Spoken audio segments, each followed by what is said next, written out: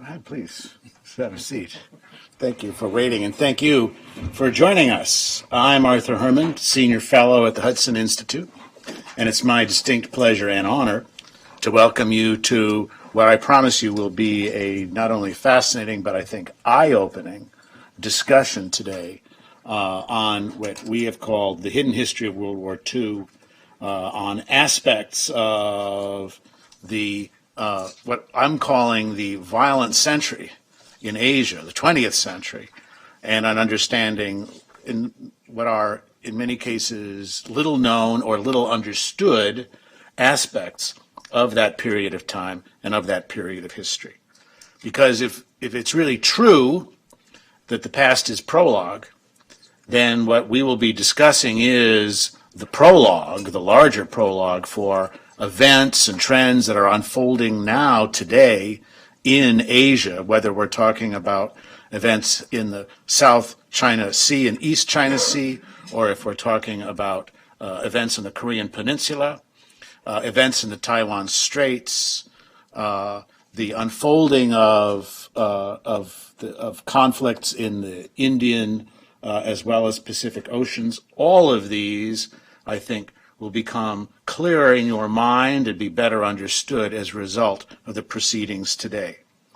Now, I have to say also that for me, as someone who has written 2 books dealing with the history of Asia, my book on Gandhi and Churchill, which I was honored to be one of the 3 finalists for Pulitzer Prize when that came out in 2008, as well as my most recent book, Douglas MacArthur, American Warrior, which deals with an iconic figure who, after all, spent more than a quarter of his life in Asia and who was a decisive figure in that area, not just in World War II, but in the post-war period and the Korean War as well. And also my new book, if I may say, a little bit of self-advertising here, which touches on World War I's impact on Asia. It is particularly gratifying for me to have this very distinguished panel, this constellation of learning and knowledge and insight to be able to tap into and to listen to this afternoon. And here I'm speaking of Dr. Sarah Paine from the U.S. Naval War College, Dr. Shin Kawashima from the University of Tokyo, Mr.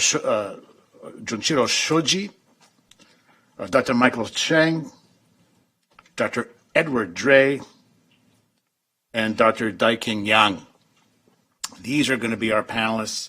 These are going to be the people who are going to shed light for us on this very important chapter, not just in the history of Asia, but also, as we'll see, in the relationship between the United States and Asia going forward today. It's important for us, again, to remember to think about this era of, when we think about World War II, Americans in World War II, we think of it as a series of episodes that tie to connection to issues having to do with the U.S. and Japan and the war and the campaigns that unfolded in that brutal conflict. But it's important for us to realize today that the U.S.'s involvement in Asia and its involvement in these conflicts, in this arc of crisis in the 20th century, didn't start with just a few terrible hours on December 7th, 1941. They're tied into a whole panoply of events and trends that were unfolding in that continent through the 20th century, and which continue now to be part of have an impact even today in our relations with countries such as China, such as Japan, such as India, and the Korean Peninsula, and the whole array of countries scattered across East Asia, Southeast Asia, and South Asia. This is part of what it is to have that larger perspective, is understanding how the American experience in World War II and the conflicts that unfolded there sit within a network of events and trends and of dynamics, international geopolitical dynamics, for which World War II is only one, but very important part, and one in which the human costs of World War II and of the U.S.-Japan conflict have to be set in the perspective of the human costs of that century, of that violent century in Asia, when we're talking about how many millions in the Chinese Civil War, perhaps 3 million. When we think about the loss of life for China in World War II of 10 million plus. We think of the loss of life in the Korean War of 2 million plus Koreans and perhaps another million Chinese in that conflict. Of the 2 million who would die in the Bengal famine in British India, as well as the lives lost during the struggle for independence and partition that unfold from all of that. It is in many ways a terrible history, the history of Asia in the 20th century, but it is also at the same time a history that touches us today, that reaches out and has its impact on relations today, and this is why it is important for us to understand and to grasp that. Now, what I'd like to do now is to introduce our introducer for our very first speaker, my colleague here at Hudson Institute and also co-director of our program today, and that's Lewis Libby.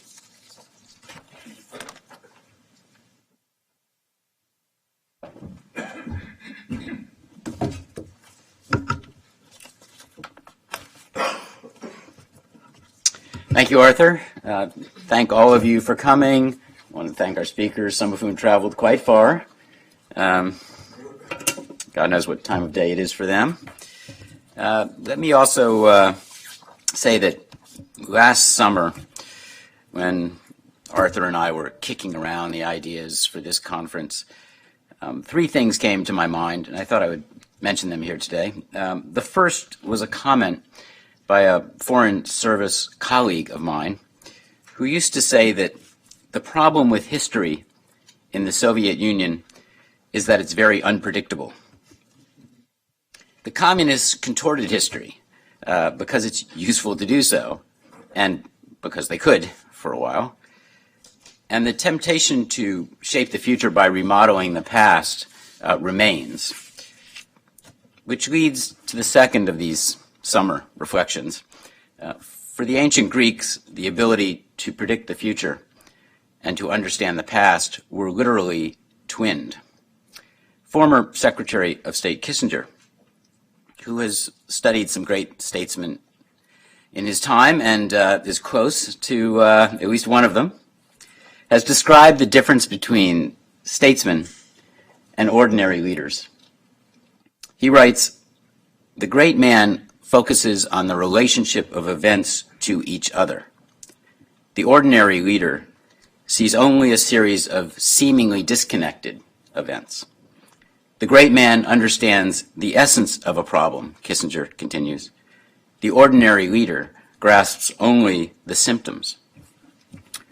One of Kissinger's early protégés, the legendary American strategist Andrew Marshall, was once asked what would-be statesmen should study. Marshall replied, "History, history, history." This will be good for your departments, I think. We're here today for that kind of learning and these kinds of insights. Fortunately for us, we have with us our first speaker. We will introduce each speaker sort of in more detail before they speak. Our first speaker, Dr. Sally Paine. Dr. Paine is the William S. Sims Professor of History and Grand Strategy at the U.S. Naval War College. She holds degrees from Harvard, Middlebury, and a PhD from Columbia. Dr. Paine spent 9 years overseas conducting research, including in China, Japan, and Russia, and is proficient in Chinese, Japanese, Russian, Spanish, and French. 本当に?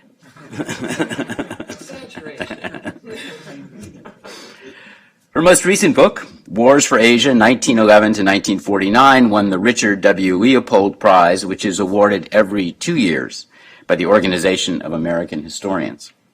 Her other works include a book on China from 1644 to the present day, as well as 5 books on naval strategy and history.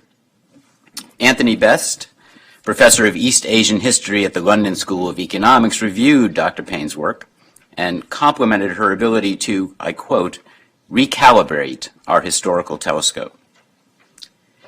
In highlighting and contesting some long-standing myths, Dr. Paine's work places the major Pacific Wars of the first half of the 20th century into a cohesive context. Her writings cite the interconnections between China's instability, prospects for Soviet aggression in the region, Japanese ambitions and concerns about communist expansion, and Western ambitions and preoccupation with Europe and the Great Depression.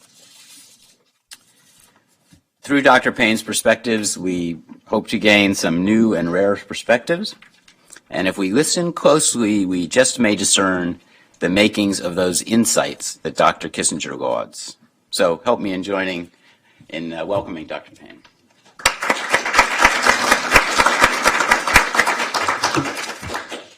Thank you very much. Let me extricate myself. It is an honor to be here with you all this morning with such distinguished colleagues, and I regret my teaching schedule is not going to enable me to attend the whole thing. I really wish I could. You have a treat in store. Before I get started, is this my clicker?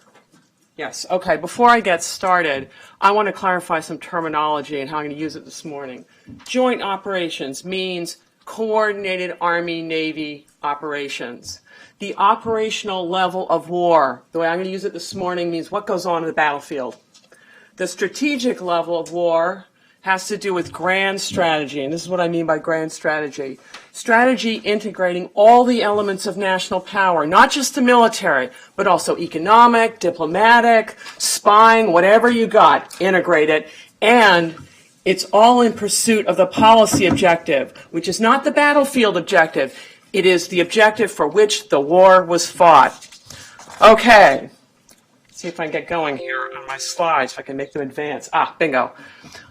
All right, this is how you all know that World War II ends. And how does Japan wind up here? Think about it. Japan is the model developing country of the 19th and early 20th century. How on earth does this come to pass? It seems quite incredible, and I will talk today in these terms. I'm going to talk in terms of framing events. What do I mean by framing events? They're things of such magnitude. Yes, they're the aggregate of human decision-making, but when you're framed, your decisions are made within the framework. And I would argue the framing event of the 19th century is the Industrial Revolution, and the framing event of the 20th century is the combined effects of World War I and the Great Depression. So my game plan is to talk about how the Industrial Revolution forced a choice on Japan of modernization or westernization. And this is a choice that is still out there for countries that haven't industrialized. I'm going to argue that Japan fought two breathtakingly successful wars from its point of view, but derived incorrect lessons from them. Then I'll turn to the 20th century, the next set of framing events, and talk about this third war that goes terribly wrong. And Japan fights it in a far more difficult international environment than the previous two. And I'll also talk about it's not only missed lessons, it's not only a much more lethal security environment that gets Japan into trouble, it also has to do with incomplete institution building. So, back in the day, the world changed in Asia in the mid-19th century, and it had nothing to do with what they were doing. It had to do with exogenous changes taking place on the opposite side of the globe. The Industrial Revolution begins in Great Britain at the very end of the 18th century. After the Napoleonic Wars end, it starts spreading to continental Europe, and it's been making its way around the world ever since. And it hits Asia. The impact of it starts hitting in the mid-19th century. What's it all about? A combination of these technological and institutional changes upends the world as we know it. It produces compounded growth, something that we take for granted. Previously, societies were pretty static, no longer. And it's going to have an enormous impact on traditional societies. Think of the great civilizations in existence in the 19th century that have security paradigms that have been working for them. While compounded growth by those who industrialize versus those who don't, after a generation or two, yields a very different balance of power. The Industrial Revolution brings in a truly global international order, and it is based on trade. and geared to that, making money, making wealth. And it is a catastrophic event for traditional societies. And you can still see who's rich and who's poor in the world today. It often reflects the degree to which they're industrialized. This problem is still out there and with us. So the British introduced this world to China by forcing a treaty port system on them. And the United States does likewise to Japan with good old Commodore Perry, who's buried where I teach in Newport. And he's forcing the Japanese to open their doors to trade. And the United States thinks this is a win-win, right? If we all trade and abide by these rules, we're all going to get rich together. Well, other people might have a different view about this, about how win-win it is.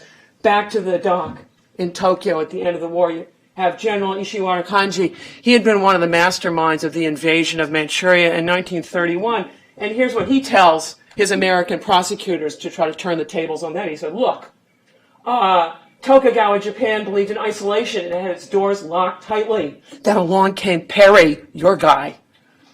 And Japan, for its own defense, took your own country as its teacher and set about learning how to be aggressive. Why don't you subpoena Perry from the other world and try him as a war criminal? Now, there are other ways of looking at these things. Japan looked at what was happening in China back in the mid-19th century and was horrified. China's losing wars. And the Japanese decided they had better go and study the nature of the problem.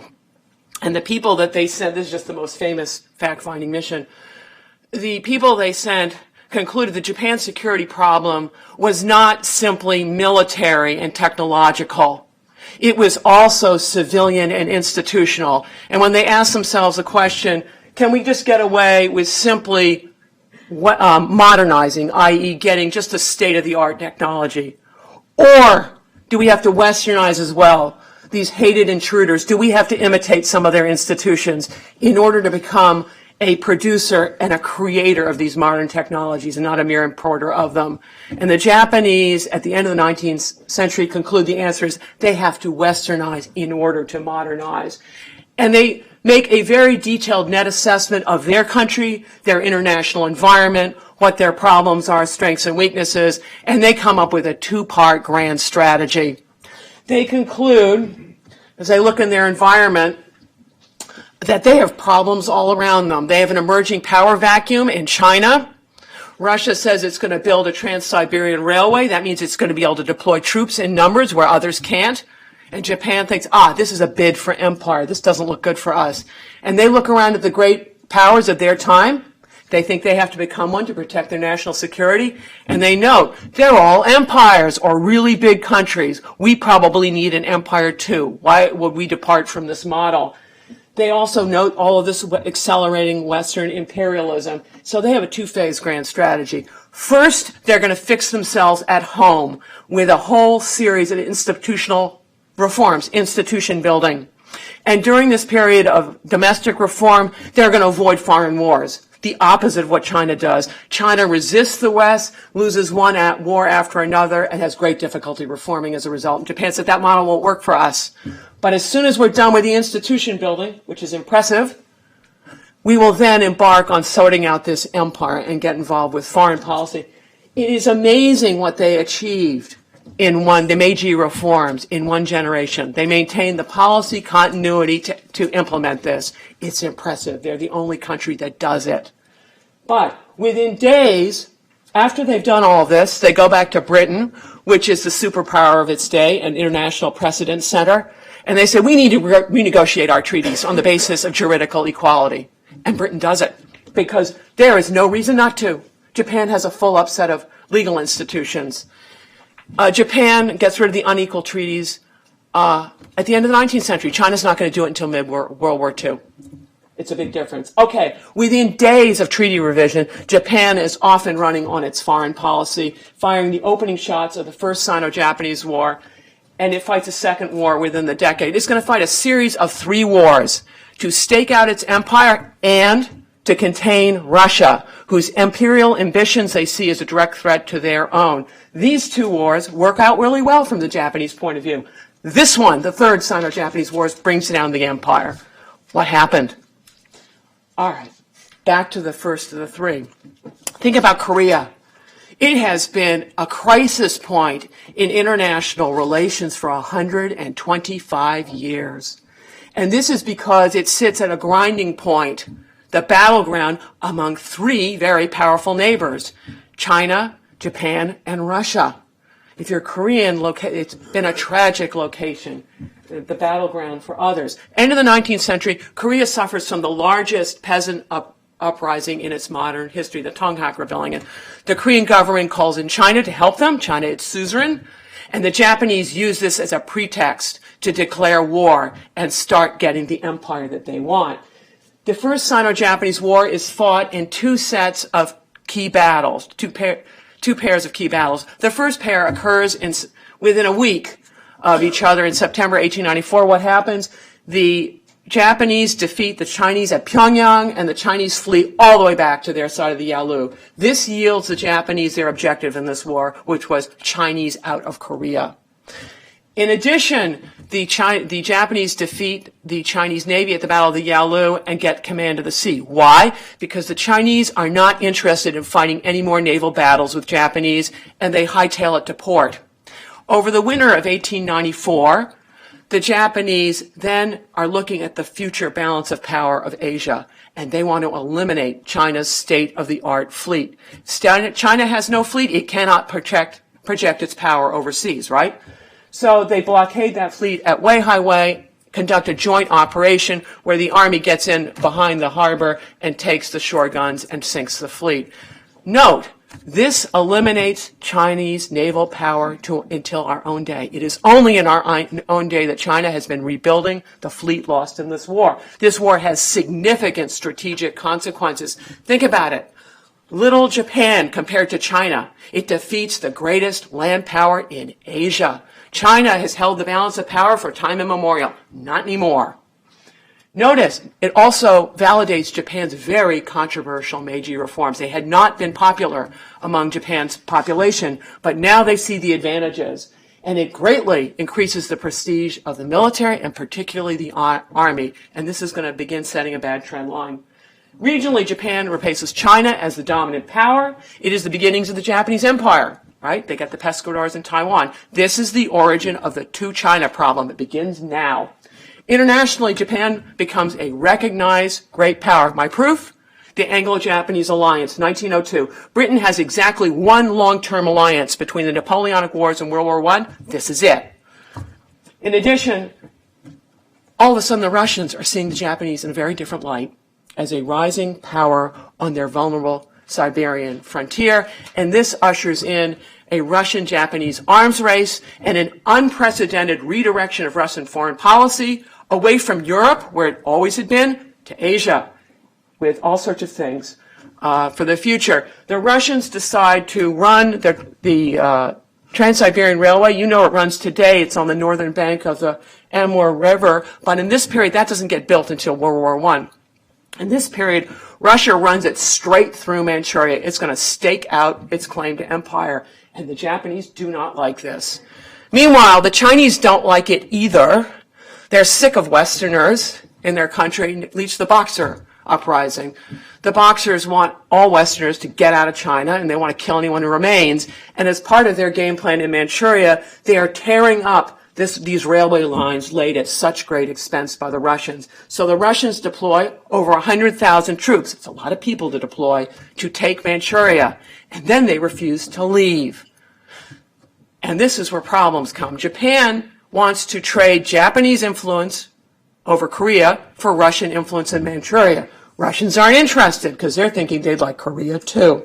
So this is where Japan gets into its second war. And think about it. Look at the asymmetries between Japan and Russia.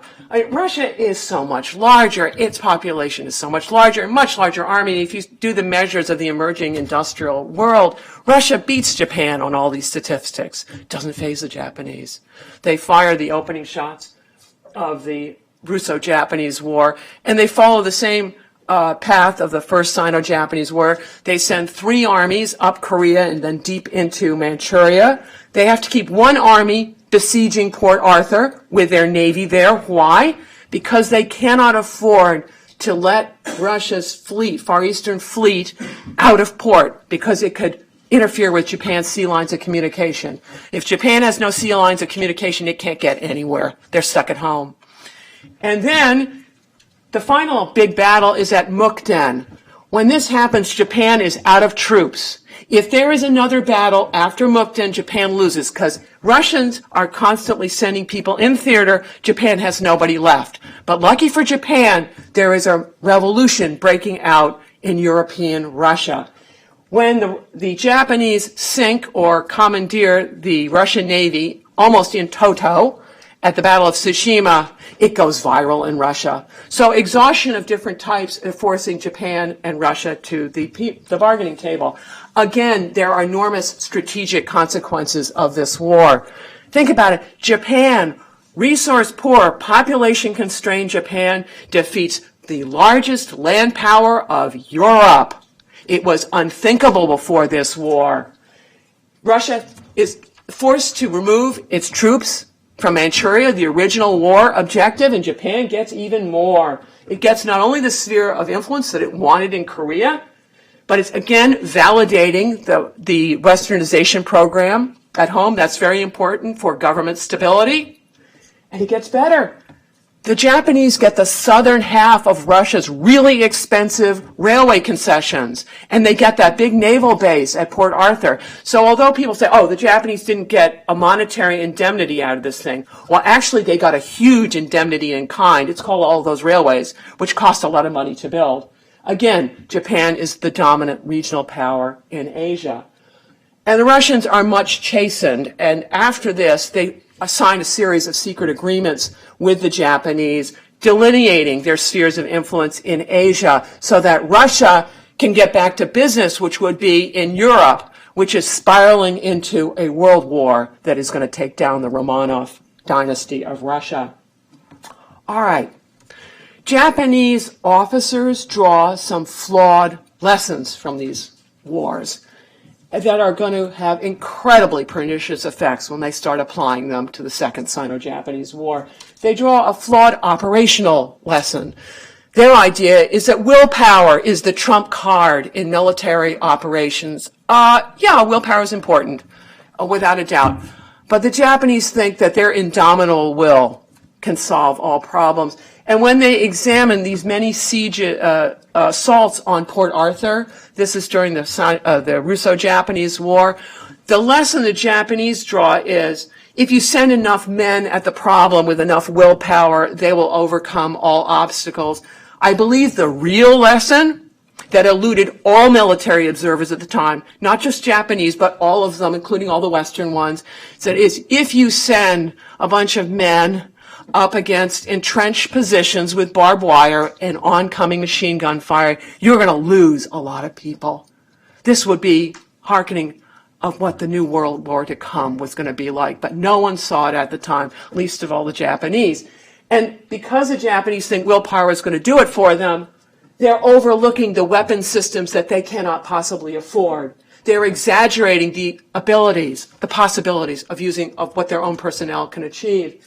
They're minimizing the logistical problems of large theaters, and they're minimizing the abilities of their adversaries. There are also some even more important strategic lessons that the Japanese miss or misalign. The idea, and this is drawn not only by the Japanese military but public alike, is that the army wins war and the diplomats lose the peace. Why? The idea is that Japan should have gotten more out of these things. That in the first war, Japan should have gotten the concession areas on the Liaodong Peninsula, and in the second war, they should have gotten a monetary indemnity. What they didn't get is what a high-risk strategy taking on China and Russia was. And they also missed what had gone into translating operational success on the battlefield, into strategic success, that long list of achievements that Japan got in both wars. They missed the skillful diplomacy that went into making these wars work, the alliances that they needed to have it all happen, getting people to help mediate the end of one of those wars. Also, all the war loans they needed, public affairs campaigns, intelligence campaigns, and also the adherence to international law to avoid third-party intervention. They missed all of that. In addition, they missed another big strategic lesson. They looked at these wars and they said, we won them. No, actually, your enemies lost them.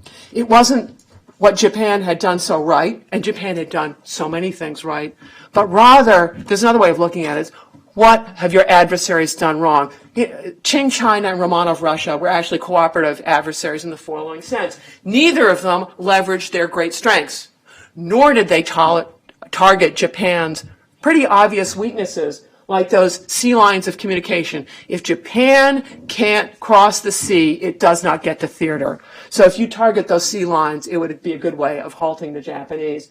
They also didn't target Japan's manpower shortage. How do you maximize numbers of Japanese troops killed? In fact, the Russians and the Chinese failed to contest river crossings and also mountain passes. If you really want to take out your enemy, if you prepare in those locations, and geography indicates where armies have to go, there are not infinite choices in how you get to these theaters. The Russians and the Chinese could have exacted far more losses than the Japanese. And also, neither country, as a matter of strategy, tried to draw the Japanese inland to fight on extended lines. So, but for incompetent military strategy, both the Chinese and the Russians should have won these wars, and they didn't, and the Japanese missed that whole thing.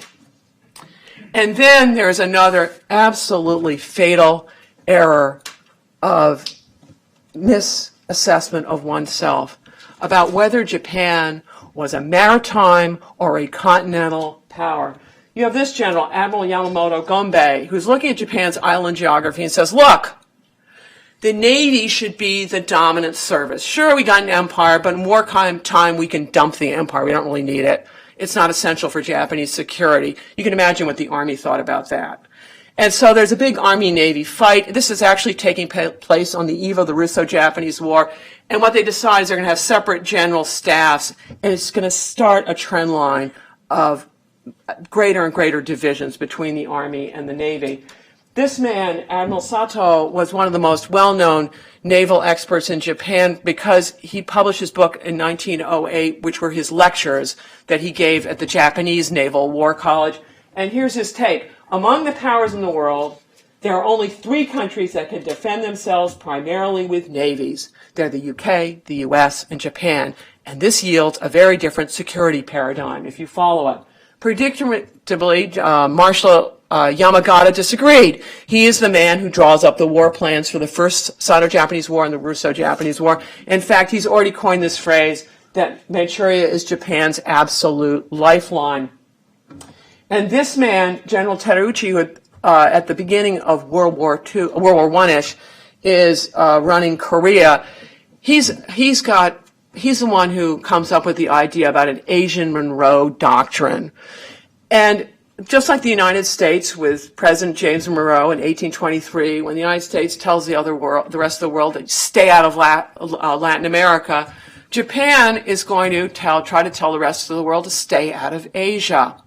And by 1915, Terauchi is saying eventually all of Asia should be under the control of our empire.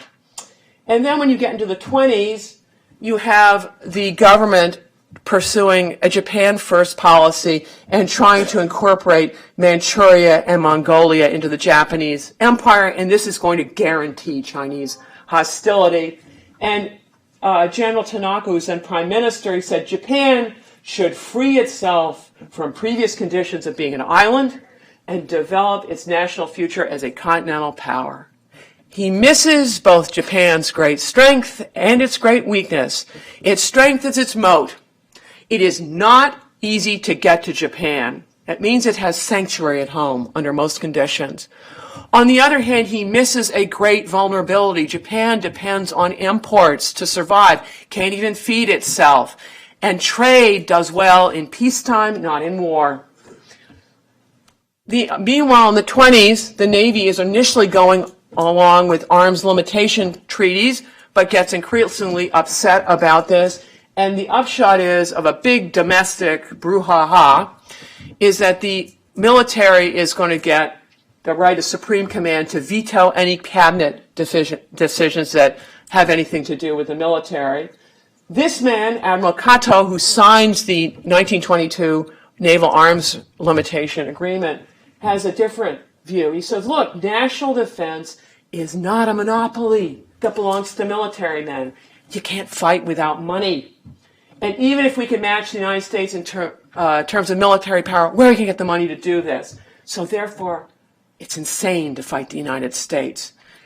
In the fall of 1941, this man, Admiral Inoue, circulates his national defense plan, and he looks at the map and he says, look, we can't invade the United States. We can't occupy Washington, D.C. We can't blockade the place. The United States can do all of these things to us. We cannot fight these people. Admirals Kato, Sato, and Inoue are on the losing side of the Army-Navy debate, and they're also on the losing side of the debate within the Navy. The fleet faction of the Navy and the continental futurists of the Army win the battle by some strategic assassinations. For those prime ministers who messed around with Navy force structures and told people they were supposed to compromise with Chinese, well, the Navy and the Army assassinated accordingly and get rid of Prime Ministers Hamaguchi, Inukai, and Saito. And the Army didn't appreciate being told by foreign ministers that we can't afford this. Great plans, but no budget. And so they assassinate finance ministers Inoue and Takahashi. Bad news for Japan. That is about the last time you're going to have any civilians speaking too much truth to power. And here's the problem with misidentifying Japan as a continental power. Continental and maritime powers face radically different security problems. Continental powers, think about them, they tend to have lots of neighbors. Their most lethal threats tend to be one or several of those neighbors. So they must retain large, standing armies, and typically they want to have buffer zones so they aren't fighting on home territory, better to fight on someone else's territory. But it means this large standing army tends to have a great deal of influence in the nation's capital.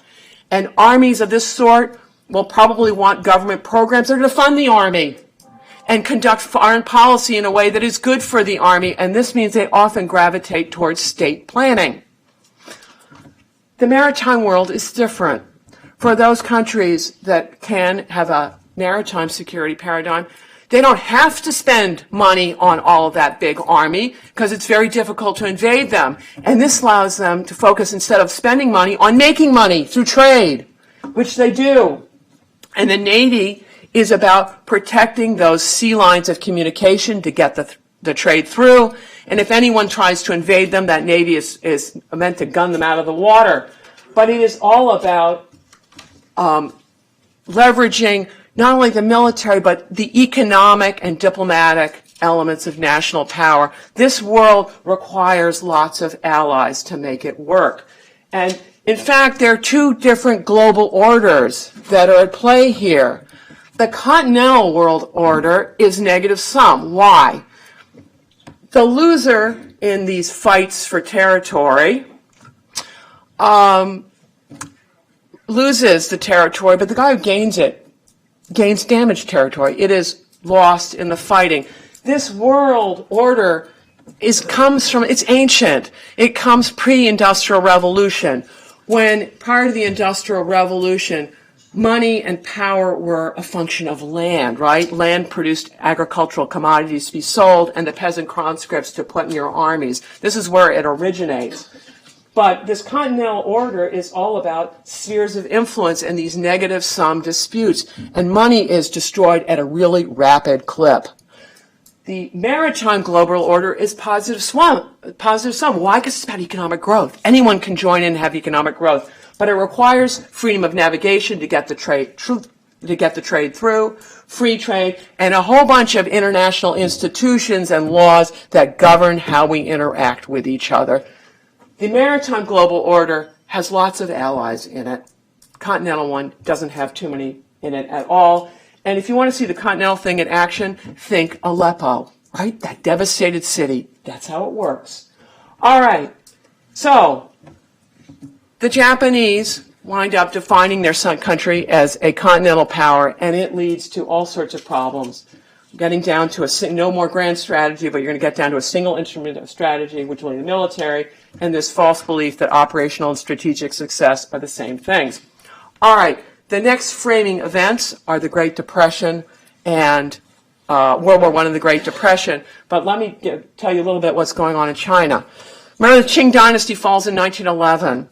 And it is followed by a succession of 3 nationwide revolutions. And then the warlords of North China eviscerate themselves in a succession of wars. And the way these wars are fought look a lot like World War I. This is not trivial warfare that's going on. It just hasn't been studied very much. And then this allows Chiang Kai-shek and the nationalists to reunify the country coming from the south. But Chiang Kai-shek's reunification is not complete or firm. There were a lot of attempts to defect from him in the nationalist coalition, a lot of coup attempts, and even wars. In addition, Chiang Kai-shek is trying to eliminate the communists and fights a series of 5 encirclement campaigns. The last one's the one you know about. It leads to the Long March up to desolate Yan'an. So China is churning. And the environment becomes treacherous for Japan in other ways. Japan's Great Depression starts immediately after World War I, and it's because it loses all those markets in Europe. No one's buying ammunition from the Japanese anymore, and the Europeans reclaim their markets in China, and it is a mess early, and the Tokyo earthquake does nothing to help things. And there's also a collapsed regional order in Europe. Think about World War I. It eliminates entire empires. Imperial Germany, Tsarist Russia, Austria-Hungary, gone. France gravely weakened. Britain weakened and overextended. Russia goes communist. Total mess. And for Japan, Russia going communism introduces an ideological problem to the traditional spheres of influence problem with Russia, because communism, guess what? It has a market in China, as in Japan. Japanese intellectuals and laborers are interested in communism. Bad news. And the Russians are quite busy setting up communist parties all over the place. They fund them everywhere, including all along Russia's borders, but also in Japan. Note also, the Russians are funding not just the communists in this big Chinese civil war, but lots of parties to keep the place churning. In the continental world, what you want to do is keep your neighbors churning. You don't want a great power on your borders, and then you want to bite off territory as you can get it. And Japan looks at this and goes, how can we prosper if China looks like this, let alone if China goes communist? So, from Japan's point of view, the world's truly gone lethal. Think about it. Its 2 most immediate neighbors nationalism is becoming a real force in Korea and China, and this is viscerally anti-Japanese nationalism. And communism in Russia is also anti-Japanese. And where are most of Japanese investments, overseas investments? In the 2 most hostile places, Korea and Manchuria. And meanwhile, the West, which had traditionally been a friend of Japan, responds to the Great Depression by going protectionist without thinking, oh, if we raise our tariffs to historic highs, do you suppose others will respond in kind? No kidding, they will respond in kind. It tanks trade globally. And the Japanese depend on trade. What are they going to do? And this is when empire looks really good and self-sufficiency. So it's a mess from their point of view. And this is when it's no coincidence that the Manchurian incident, when Japan's going to invade China big time, occurs within a year of the Hawley Smoot tariff. And the Japanese try to pin this. I mean, you look at it, it's not much of an explosion, whatever it was. They try to pin it on the Chinese, but it turns out the Japanese did it themselves in order to give them a pretext to take off and invade all of Manchuria, which they do within 4.5 months. Manchuria exceeds the size of Germany and France. It is not a small rental property. And the Chinese respond. They can't respond conventionally. They know they'll lose. So they have a mixed strategy. Chinese citizens across the country boycott Japanese products. The market's gone. Not good for Japan. In addition to doing that, those in occupied areas wage an insurgency. So it's not easy for Japan to maintain order. And the Japanese continue their military operations southward. They never quit. And Chiang Kai-shek goes to the League of Nations and launches a diplomatic campaign and says, get them out of here. And the League tells Japan to leave, and the Japanese leave the League instead, and the global order that goes with it. Now, Japan's investment scheme in Manchuria, which they form a puppet state of Manchukuo, seems to be going swimmingly. They transform Manchuria into the most industrialized part of Asia outside of the home islands. And the army thinks, great, we've done it, because they're looking at their invasions and thinking that's what solves Japan's problems. Actually, no, it's this guy who does it. This man, Foreign Minister Takahashi, implements a bunch of expansionist fiscal policies, monetary policies, and he restores Japan to full employment in 1935, well ahead of the West. And he offers a lot of advice, which the military doesn't want to hear. He says, look, the Army doesn't stop at planning to send troops ahead abroad for military reasons, but interferes in diplomatic and economic decision-making as well. So our country doesn't have a unified policy. We need to get rid of their general staffs. We can imagine how well that one went over. And he also pointed out the dangers of self-sufficiency and autarky. He said, look, our country's poor in natural resources, and I doubt that we can compete in an autarkic environment. If we focus only on defense, we're going to cause inflation, and trust with our allies is going to collapse. We're going to have problems with our allies if we do this. Thus, national defense is not going to be secure. No kidding, he got that one. And commenting on the Italian invasion of Ethiopia, he says, look, if a country increases its empire and puts money into it, it costs a lot of money to invade somebody else. How big a profit are you going to have? Until the profits come in, the home country has to carry this thing. This is a problem. Japan had trouble realizing any profits from all of its invasions. Now, Takahashi tried to limit the military budget. He did keep it at a fixed percentage of GNP, but notice the government budget, the military budget just skyrockets, and he's unable to get the military to back down. And they get sick of him, and he is assassinated by the army. They come into his bedroom. Here's an 80-year-old man. They come into his bedroom at night, and they start samurai swording him and shooting him. And they get rid of a bunch of other key players, and no one's speaking truth to power anymore, and the army and Navy are truly in control at this point. Now, there are consequences to all of this. His army's in control, and we're going to start thinking in terms of a very operational world. And this is when Japan changes from the limited objective in China, which was just for Chiang Kai-shek to recognize Manchukuo independence, to the unlimited objective of regime change for the nationalists as well. At this moment, Stalin is looking around at the world and thinking, it looks bad for me, because I have the Japanese on one front who can't stand communists, and Hitler comes to power in 1933, and Stalin thinks that there may be a two-front war in store for him. And this item, the Anti-Comintern Pact of November 1936, really gets his attention. Why? The Comintern's the Communist International. It's the Soviet outreach program to fund communist parties worldwide. This looks like he's got fascists coming after him. And the nationalists in China and the communists have been asking Russia for conventional aid to fight the Japanese for several years. Stalin hadn't been interested until this thing causes an instant change of mind.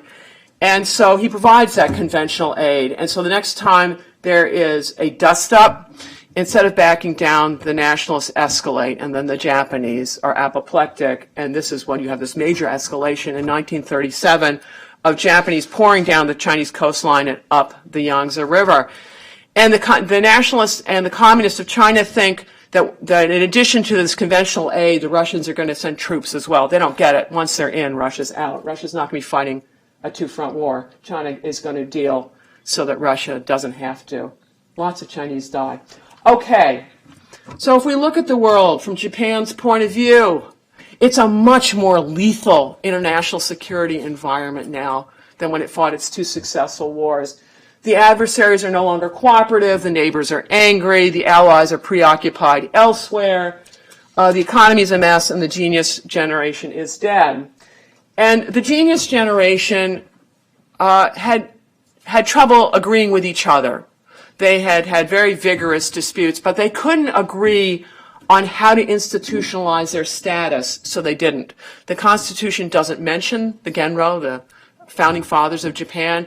It says nothing really about the cabinet or the prime minister, what are the sources of their power, the limitations. And this gave the Genro maximum policy flexibility while they lived, but they could not bequeath their status to others. And it's going to be a problem to try to duplicate what they had doing without their prestige. Instead, they leave the world with a figurehead emperor. The emperor is the legitimator-in-chief in Japan. He legitimates decisions made by others. The problem is, who are those others who are going to be making the decisions? Now, here are the preeminent civil leader and military leader of Meiji Japan. Ito. Prince Ito is the author of the Meiji Constitution, and here's what he favored: civilian control over the military, party government, foreign policy in cooperation with the United States and Britain, constitutional monarchy, and running the show through the House of Representatives. Well, that is not at all what Yamagata wants. He is all about ruling through the emperor, non-party cabinets, have the war ministry sort things out, national mobilization, and his successors are going to want to cooperate with the Axis. And here's the hitch. Yamagata survives Ito by 14 years, and he is going to use these 14 years to infiltrate his supporters throughout the bureaucracy. And there's a problem with the next generation of officers. The Meiji generation had broad experience. Civil military leaders knew each other personally. They were the ones who had created the Meiji Restoration in the first place. But as the next generation professionalizes, have very separate career paths, they have no idea what the other is doing and don't appreciate the contributions of people with different career paths. This incomplete complete institution building is going to leave the Army thinking that if they just win on the battlefield, that is somehow going to deliver Japan as a great power capable of protecting its national security. And it's the institutional problems, there aren't mechanisms that force Japan to integrate all the elements of national power anymore. The cabinet's been neutralized. Think about military operations have an incredible impact on finance, economics, diplomacy, etc. If you do not consider those other elements of power, you are in deep, dark trouble. In addition to those missing mechanisms, there are no institutional mechanisms that are going to force the Army and Navy to start talking seriously to each other. Again, the Meiji generation, they all knew each other. Personally, the original naval officers, many of them had started out in the Army because the Navy is created second. And you're going to have the Army and the Navy going off in different directions. And even in the 20s, when Japan's going through a depression, they become enemies because Japan simply doesn't have enough money to fund it all.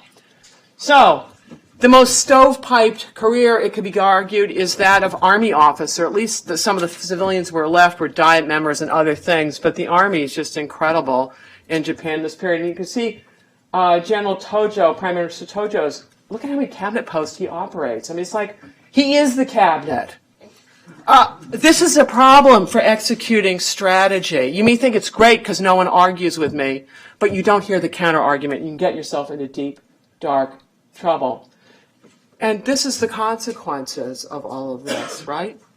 These are statistics on how many Chinese become refugees as a result of all of this. 95 million people? It's incredible. Millions die. Millions more starve across Asia.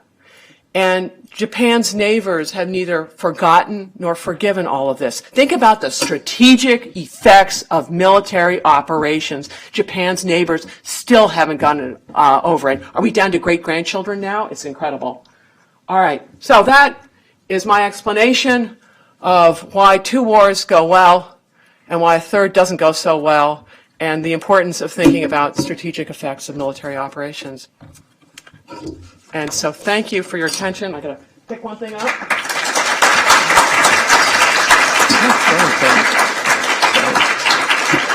So I should go back to my seat, right? Would you, or would you rather just stay here? Yeah, I'll go back to my seat, right? Sure.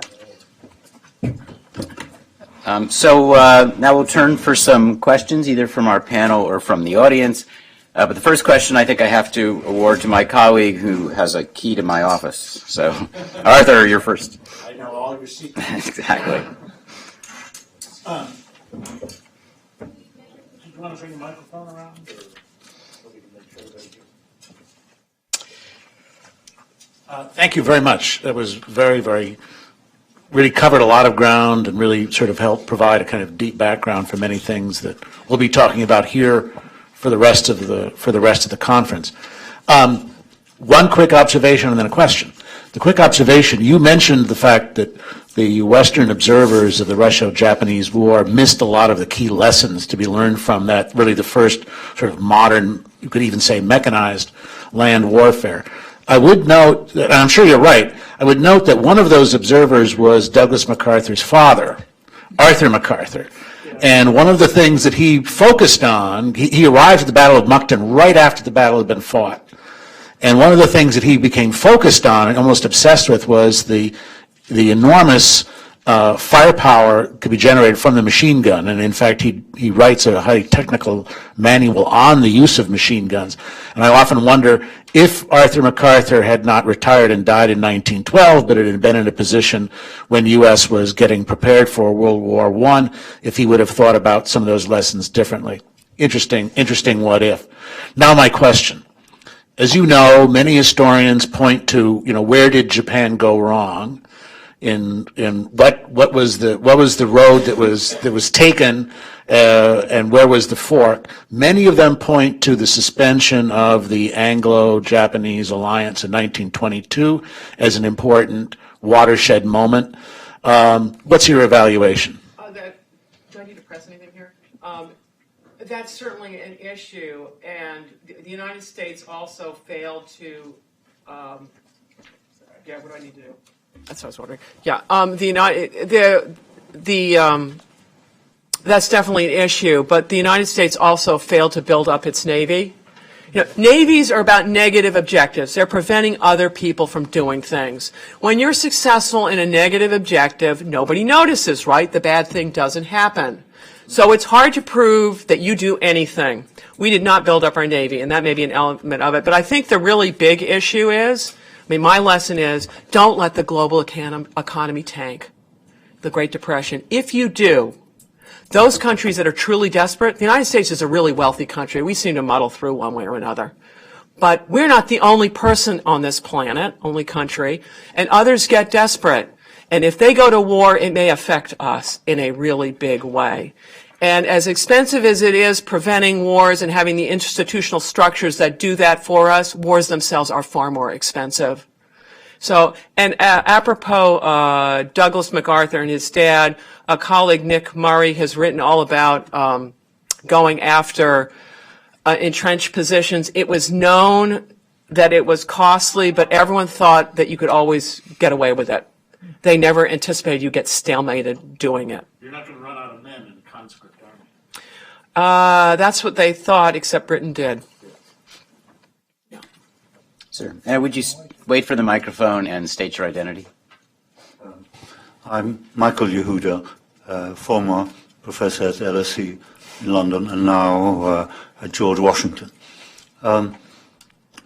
If we look at it from contemporary eyes, one of the issues that seems to strike me a lot is the issue of race.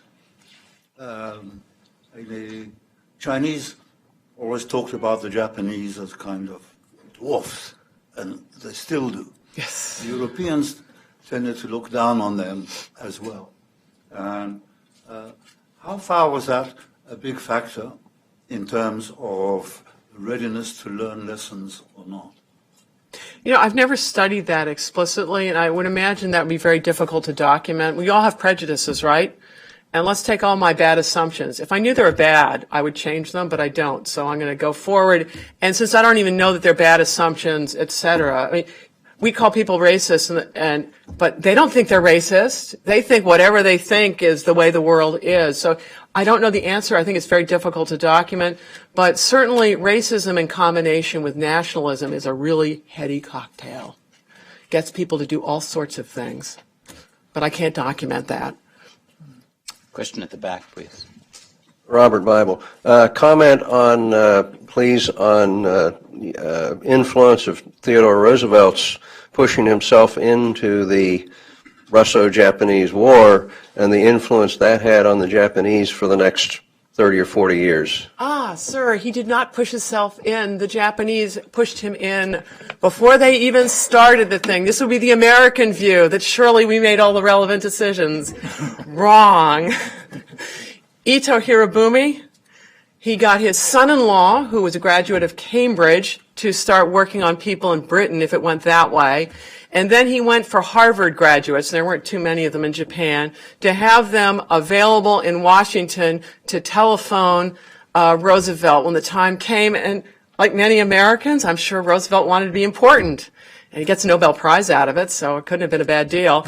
And so the Japanese have him set up. Roosevelt doesn't know he's set up, but they have him in mind that when things get bad, they're going to have him be look like the honest broker to back out of this situation. Sir. Thank you, Dave Rubinowitz.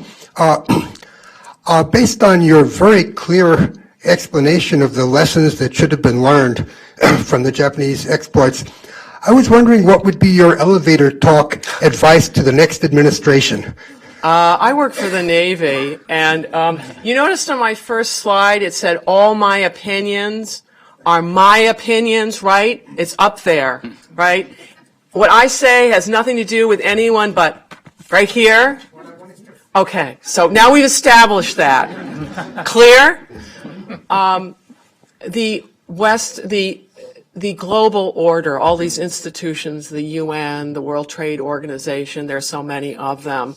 They are the spider's web of institutions that hold the peace and force us to talk to each other instead of killing each other and getting rid of those institutions. You look at something like NATO and go, it's expensive. Well, if it's preventing a general war, it's actually cheap.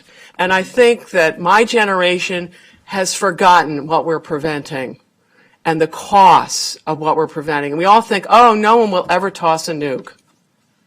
The world will change the day someone tosses one of those things. Anyway. Sir. Professor Paine, it's rather interesting that historians tend to analyze causes of war and all that on very objective facts. And we all can have various opinions, but we are not entitled to hold on to our own facts. It has to be objective. But what I have found that is unusual is that there is such a thing as the people's history. In Chairman Mao's phraseology, the Japanese have always been regarded as the Nihon Jin. That means they are the second Han. They are not the first Han Jin, which is the Chinese. The Chinese is first Han. And the Japanese are always the Nihon.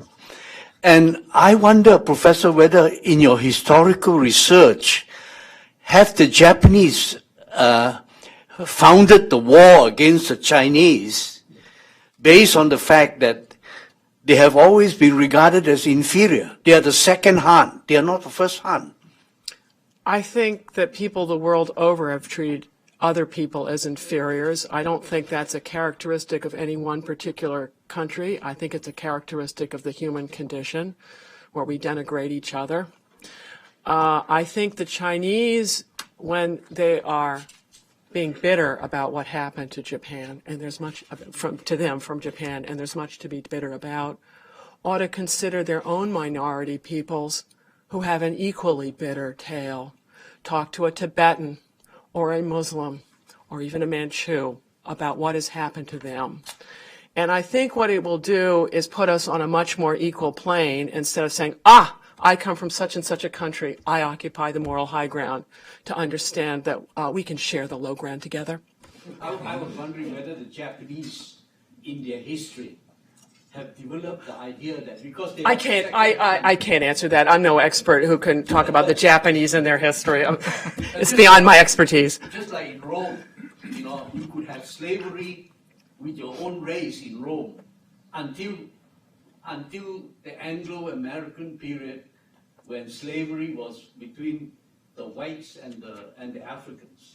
So I was thinking that perhaps There's still slavery in the world.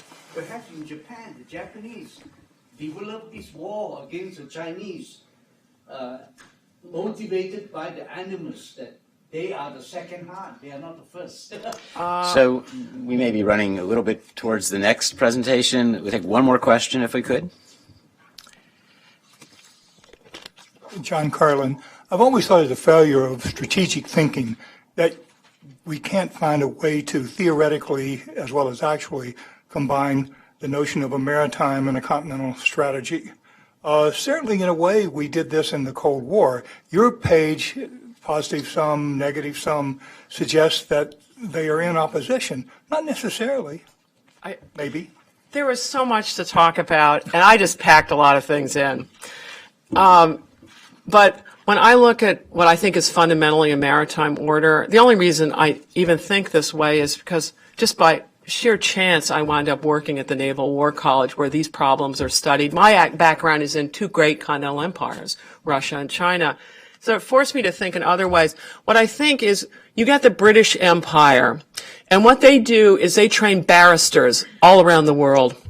And that means you got lawyers who are actually equipped all over the world to understand how international institutions might function. So what starts out as a British foreign policy paradigm, you can expand it to a whole bunch of countries which you would think would have a continental security situation. So that, take a look at the United States. How many allies do we have? Or are you going to call them coalition partners? And I'm not going to slice and dice that one. But it's 100 plus. So that if you think about what the rogue states are now, they would be Russia, Iran, North Korea, whatever you think. There are not that many of them. And when they do something naughty, the posse comes after them, right? And you don't actually have to have a military solution to it all. It's simply sanctions, right? Sanctions are about negative objectives. How much growth can I shave off from you? And if I keep my growth going, in 20 years, how do we look? That's what works in the Cold War, right?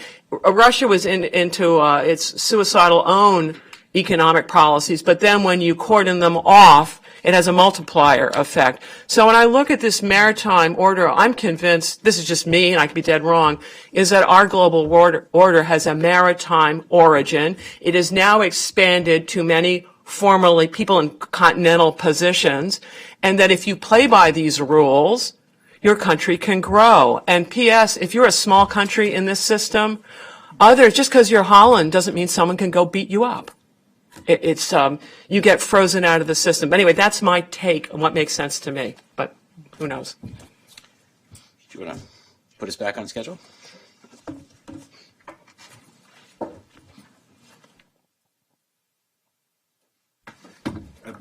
Just one observation on that.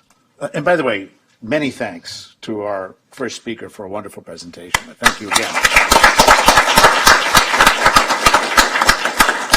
What has been interesting in watching the evolution of China's grand strategy is the degree to which China has, in the last decade, begun to try and rethink itself in terms of being the continental land power versus maritime power, and is now beginning to sort of talk about, and you get these in the strategic journals and so on, strategists talking about China becoming a hybrid power, and realizing that by not having that maritime dimension to its grand strategy, that it's missing out on stuff.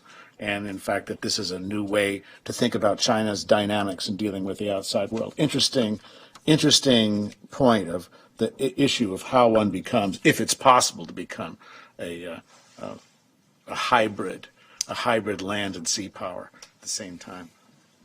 Our second speaker is Dr. Shin Kawashima.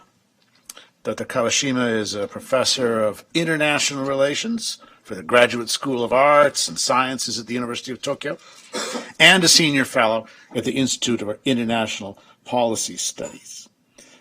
Before that, he taught at Hokkaido University and was a visiting scholar at a number of institutions, including the Beijing Center for Japanese Studies, and was a Japan scholar at the Woodrow Wilson International Center in 2009.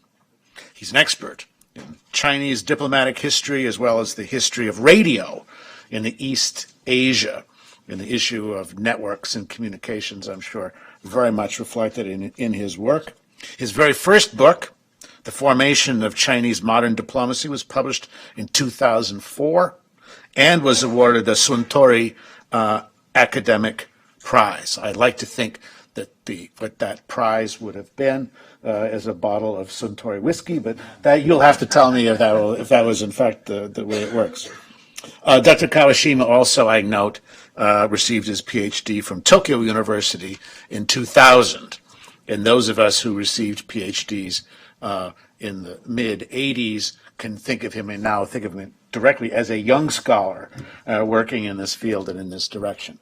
And for Dr. Kawashima is going to talk to us about the evolution of China-Japan relations from the 1920s through World War II.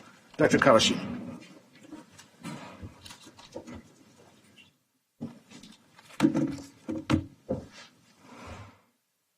Yeah, thank you, moderator. It's a great honor to be here to discuss about history in East Asia with excellent colleagues here.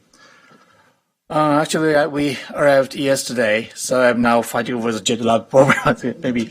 As the former president, Professor Sarah Paine, illustrated the mechanism or institutionalization of Japanese modern Japan, and also point out the Japanese strategy that conclude the maritime and continent, one under the global context.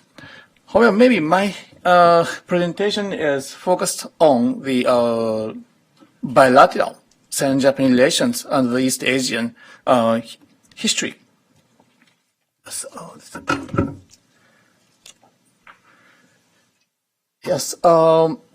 I don't know, last year, not last year, two years ago, the Prime Minister Abe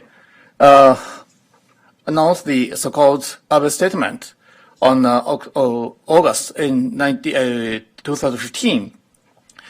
This statement pointed out the Manchurian incident, WWII incident in Chinese was the most important turning point of Japanese modern history. Yes.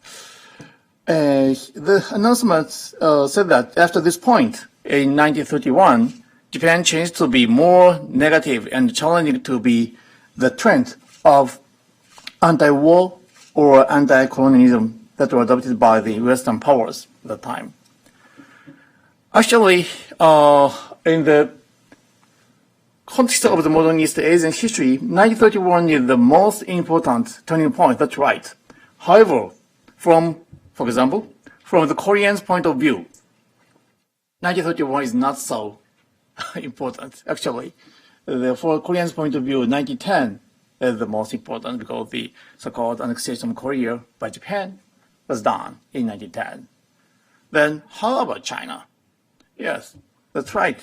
1931 is one of the most important turning point for Chinese history, but for Chinese history, 1949, yes, is so important. And also 1911, yes, when the Xinhai Revolution happened, yes, or 1928, Chiang Kai-shek unified the China. And so there's a series of turning point of Chinese modern history.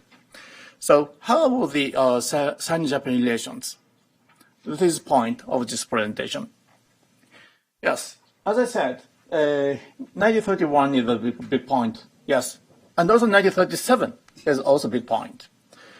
And I think 1871 is the, turning point or the starting point of modern Sino-Japanese relations. And 1894, 95, yes, the the most important point when Japan and China concluded the Shimonoseki Treaty after the war, first Sino-Japanese War. And also, I'd like to strengthen the importance of 1915, when Japan proposed 21 demands toward China under the World War I. Yes. In 1950, when Japan proposed the 21 demands, yes, Japan changed its policy toward China. And also the atmosphere in China toward Japan was changed so much. Actually, this history in this century, this 1915 was one of the most biggest points, as well as 1931 and 1937, I think. Yes, so in this presentation, I traced the turning points, as I said, until 1945. Yes, first, 1891, Sino-Japanese Amity Treaty.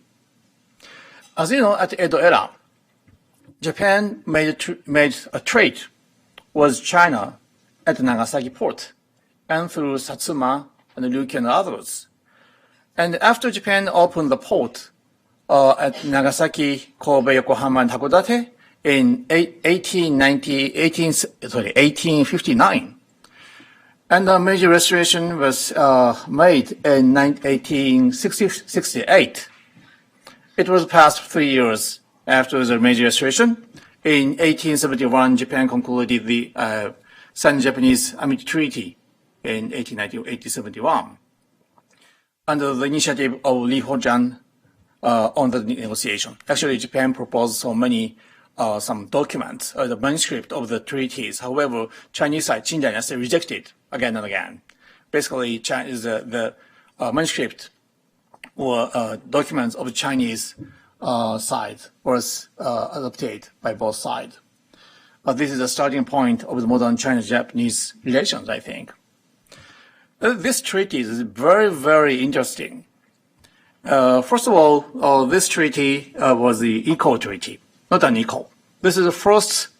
This was the first equal treaty for both sides, for Japan and China. For Chinese point of view, all of treaties at that time with Western countries were unequal treaties. Okay, Japan also. At that time, for the Chinese point of view, on Chinese foreign policy, the tribute relations were the important one, more important than the relations with Western countries. However, all of treaties, except for the treaty with Japan, were unequal one. This is first.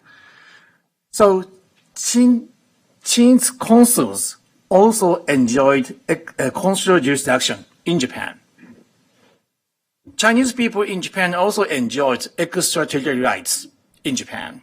Japanese people also enjoyed extraterritorial rights in China.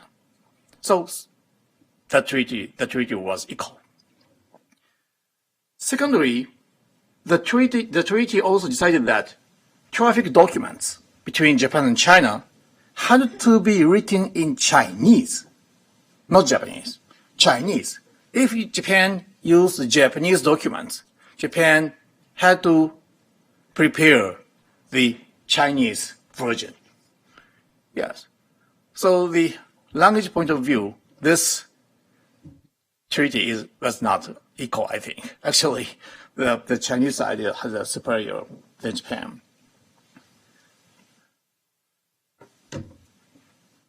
As you know, Meiji illustration is already so high in East Asia. However, Chinese and Korean intellectuals in 1970 and 1880 criticized that Meiji restoration was too hasty to seek westernization. Actually, in 1970s and 80s, Japan was facing with so many problems. Okay, so when Chinese intellectual, Korean intellectual visited to Japan and observed Japanese study, they evaluated, Meiji restoration was not so successfully done. Yes. Jin successfully kept its superiority in the peninsula, in the Korea. And in the 1880s about Korean issues. Qing dynasty successfully kept its superiority in this peninsula against Japan. As we know, in 1880s, Qing dynasty changed its tributary relations with Korea. And also, Qing dynasty concluded new agreement with Korea and started open the concession, Zujie, in Incheon, Wonsan, and Busan, and Chinese people in Korea enjoyed extraterritorial rights. And also Chinese consuls in China, Chinese consuls in Korea got the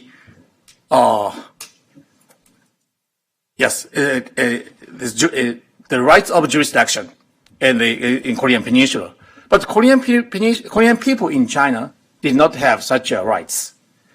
So in 1880s, the relationship between China and Korea changed to be the unequal one. It is an interesting situation. And also, Qing dynasty sent Yuan Shikai to Korean Peninsula to control the Korean domestic and international affairs. And Chinese Northern Fleet, Beiyan were the most strong navy fleet in East Asia, modern Japan. So Qing dynasty was originally the continental power, but in 1870, China also sought to change to be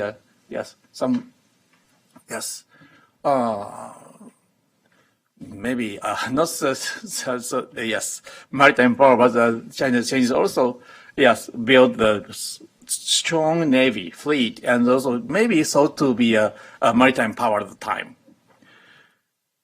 In 1887, Chinese sailor incident happened in Nagasaki. Japanese government could not cope with this incident. So Japanese public opinion was so, strongly against the Chinese, pressure. So in 1880s, under the Meiji administration, Japanese Navy fleet was not stronger than Chinese one. Yes, it's an interesting situation. And as Professor Paine said, for Japanese point of view, a revised of unequal treaty was the great mission for Japan at the time. China was not. Actually, for Chinese point of view, tributary relation was the more important than the relations with foreign Western countries under the treaty system.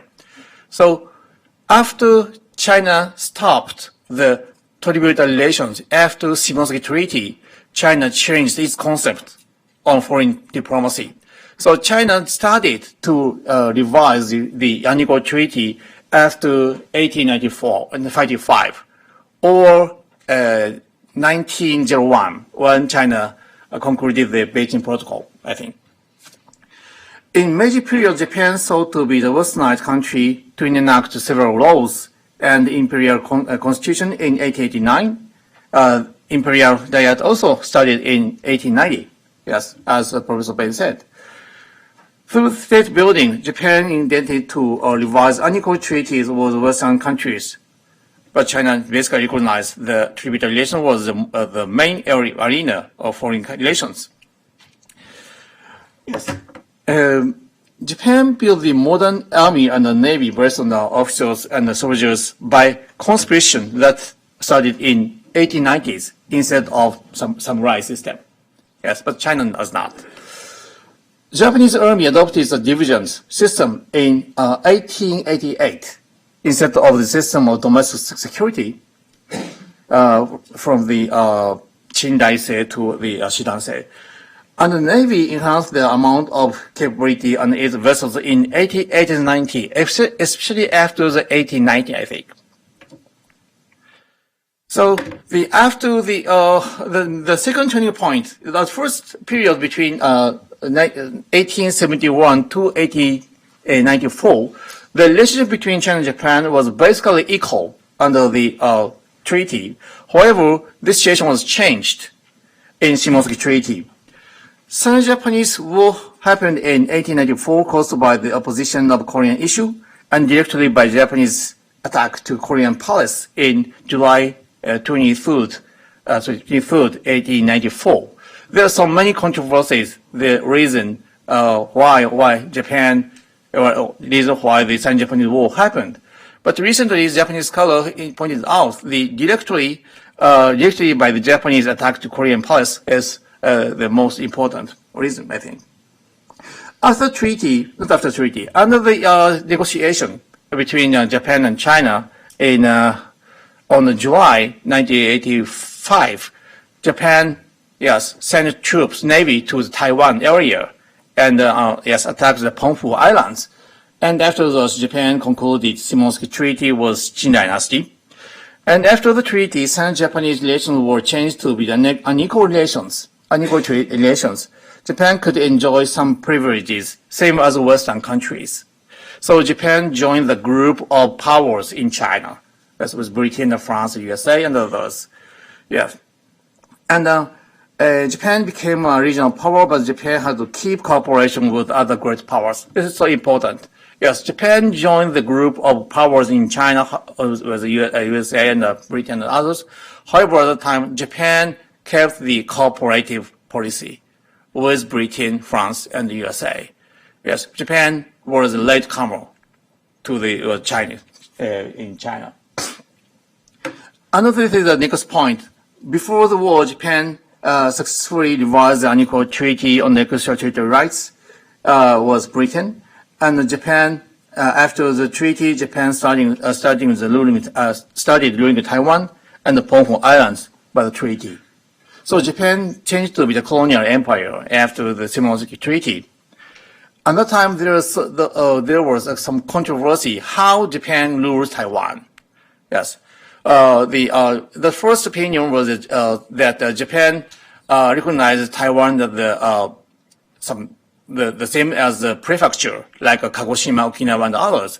Second, the opinion was that Japan has to separate the Japan proper and Taiwan and other areas. Finally, Japan separated Taiwan and Japan proper. The general officer at Taiwan Sotoku, has a super power on the military, administrative, and the judicial matters. Yeah, this picture is the Taiwan general office. As you know, in 1910, Japan did the annexion of Korea.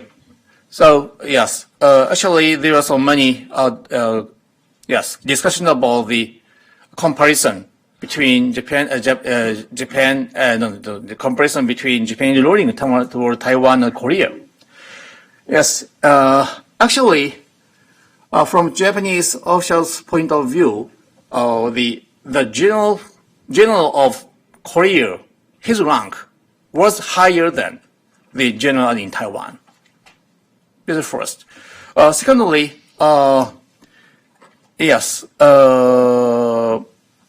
with the identity, actually Korean people had a Korean dynasty, but Taiwan was not.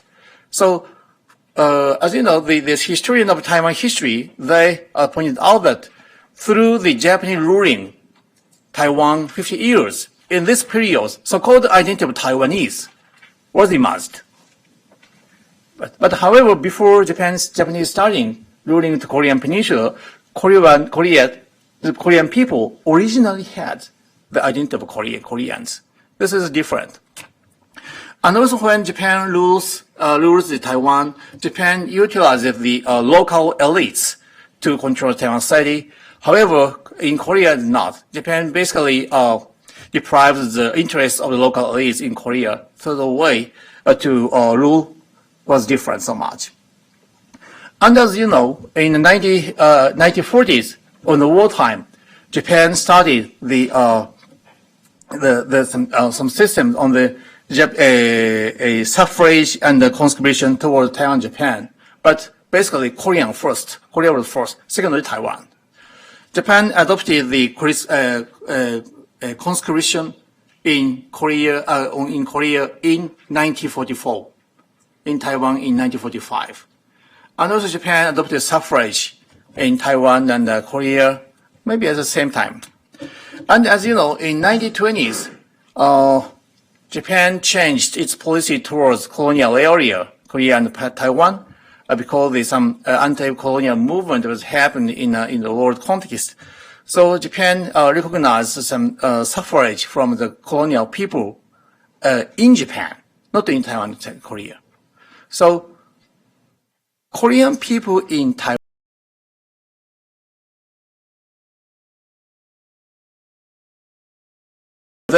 some Korean people changed to be the representative people on the Japanese diet.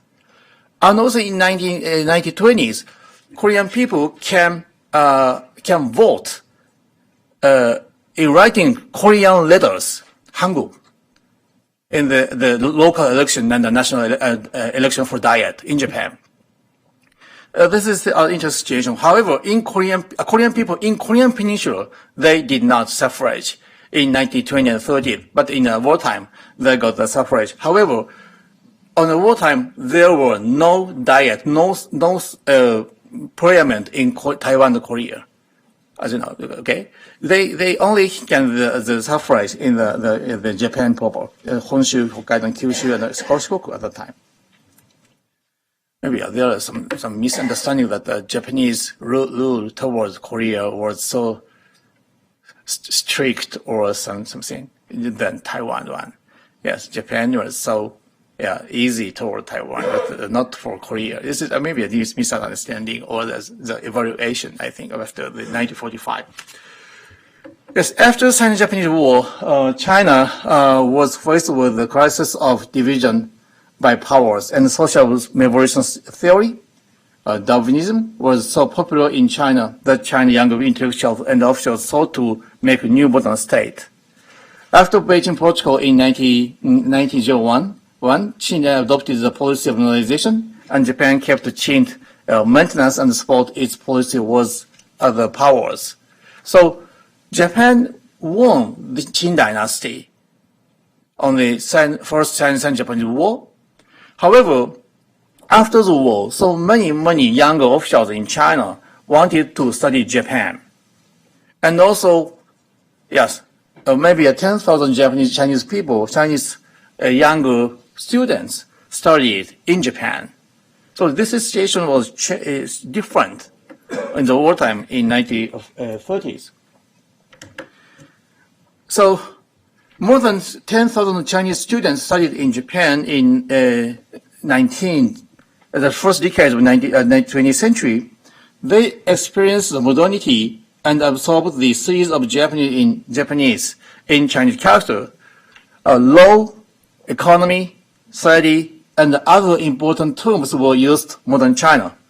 So law in Chinese or economy in Chinese, society in Chinese were derived from Japanese language. Maybe Communist Party or Socialist Party or Socialism and Communism, in Chinese from Japanese language. And Chiang Kai-shek, Lu Xun, and others, so many famous politicians and novelists, and several hundred students studied at Japanese in Japanese university and Japanese Army's preparatory school. Chiang Kai-shek himself also. He studied at the Japanese Army's preparatory school, and he went to the some division, the number 13 division of Japanese Army. And in 1911, he heard the information about Xinhai Revolution. He back to the China. Okay, and Chinese students were conscious of nationalism in Japan.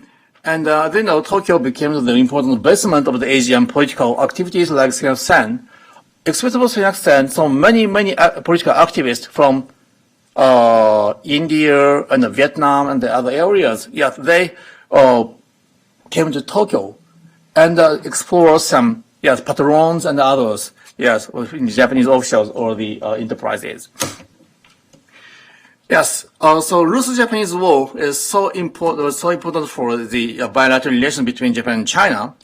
Russia was the opposite to cooperative circle among the powers in China. As you know, in the Beijing Protocol at that time, the powers, Britain, France, USA, Russia, and others, assured one consensus. It is the powers, yes, kept the Chinese maintenance. Therefore, secondly, powers supported to Chinese modernization.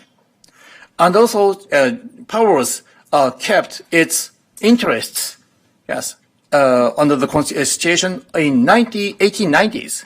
So if one power wanted to anything, it had to consult this matter with other powers. This is the one consensus. This is shared consensus. However, Russia was opposite to this consensus. Russian troops did not leave or Manchuria after 1901 when the Boxer Uprising happened. And also Japan made an alliance with Britain in 1902 against Russia. Japan was just dominant on the war, and after happened the Russo-Japanese war, Japan was just dominant on the war.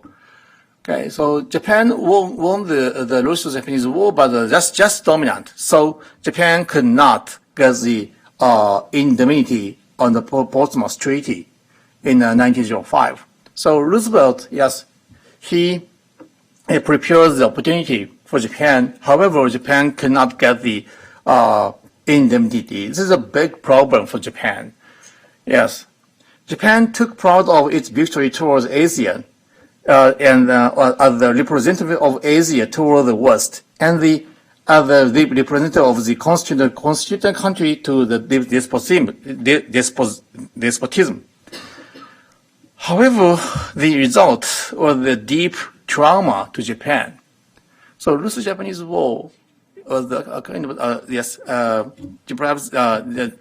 bring some trauma to Japan, especially to the Japanese army. After the war, Japanese army could not release the Manchurian interest, South Manchurian Railway and others, because that was acquired in turn for heavy sacrifices on the war. So this is a big problem. And in Sino-Japanese War, Russo-Japanese War, Japan got some interest in Manchuria, but Japan could not get any indemnity at the Portsmouth Treaty.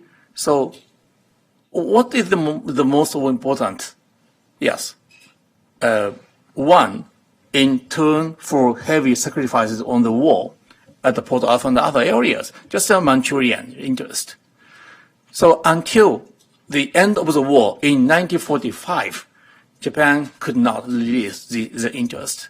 As you know, in 21 demands also, and Manchurian incident, Sino-Japanese War, or Pearl Harbor, all of decision of Japan were connected with Manchurian interests. The third turning point maybe is the 21 demands, as I said. Japan kept a cooperative policy with other powers before and after Xinhai Revolution in 1911. After the foundation of ROC, Republic of China, in 1912, Japan also kept such a policy. Japan did financial support to Yuan Shikai government in Beijing. However, after the World War I burned out, Japan joined the pretext of Anglo-Japanese alliance and attacked German territories on the Pacific area and the military basement at Qingdao and the Shandong Peninsula. And in 1815, Japan proposed 21 demands to Yuan Shikai in order to consolidate the Manchurian interests and, if possible, keep the Shandong interests. What's the point? Japan adopted unilateralism and did not consult some articles of demands with other powers. That's secret diplomacy.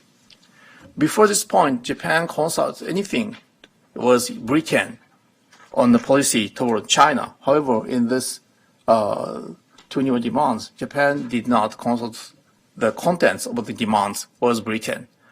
Not all of good articles, but some articles that are not consulted with Britain by Japan. Japan lost credibility among powers, and also Japan became a hostile target of Chinese nationalism. Before this point, Japan is not the most biggest target of Chinese nationalism, because Japan usually did anything with other powers. However, at this point, Japan changed to be isolated one target of Chinese nationalism. So May 4th movement was one of the most typical trend on this time. So-called technical problem was happened in 1914, 1915. At that time, there were a series of anti-Japanese movement or boycotts that happened. So Japan, explores the reason why Chinese, did such an anti-Japanese movement. And the Japanese people happened so-called anti-Japanese textbook.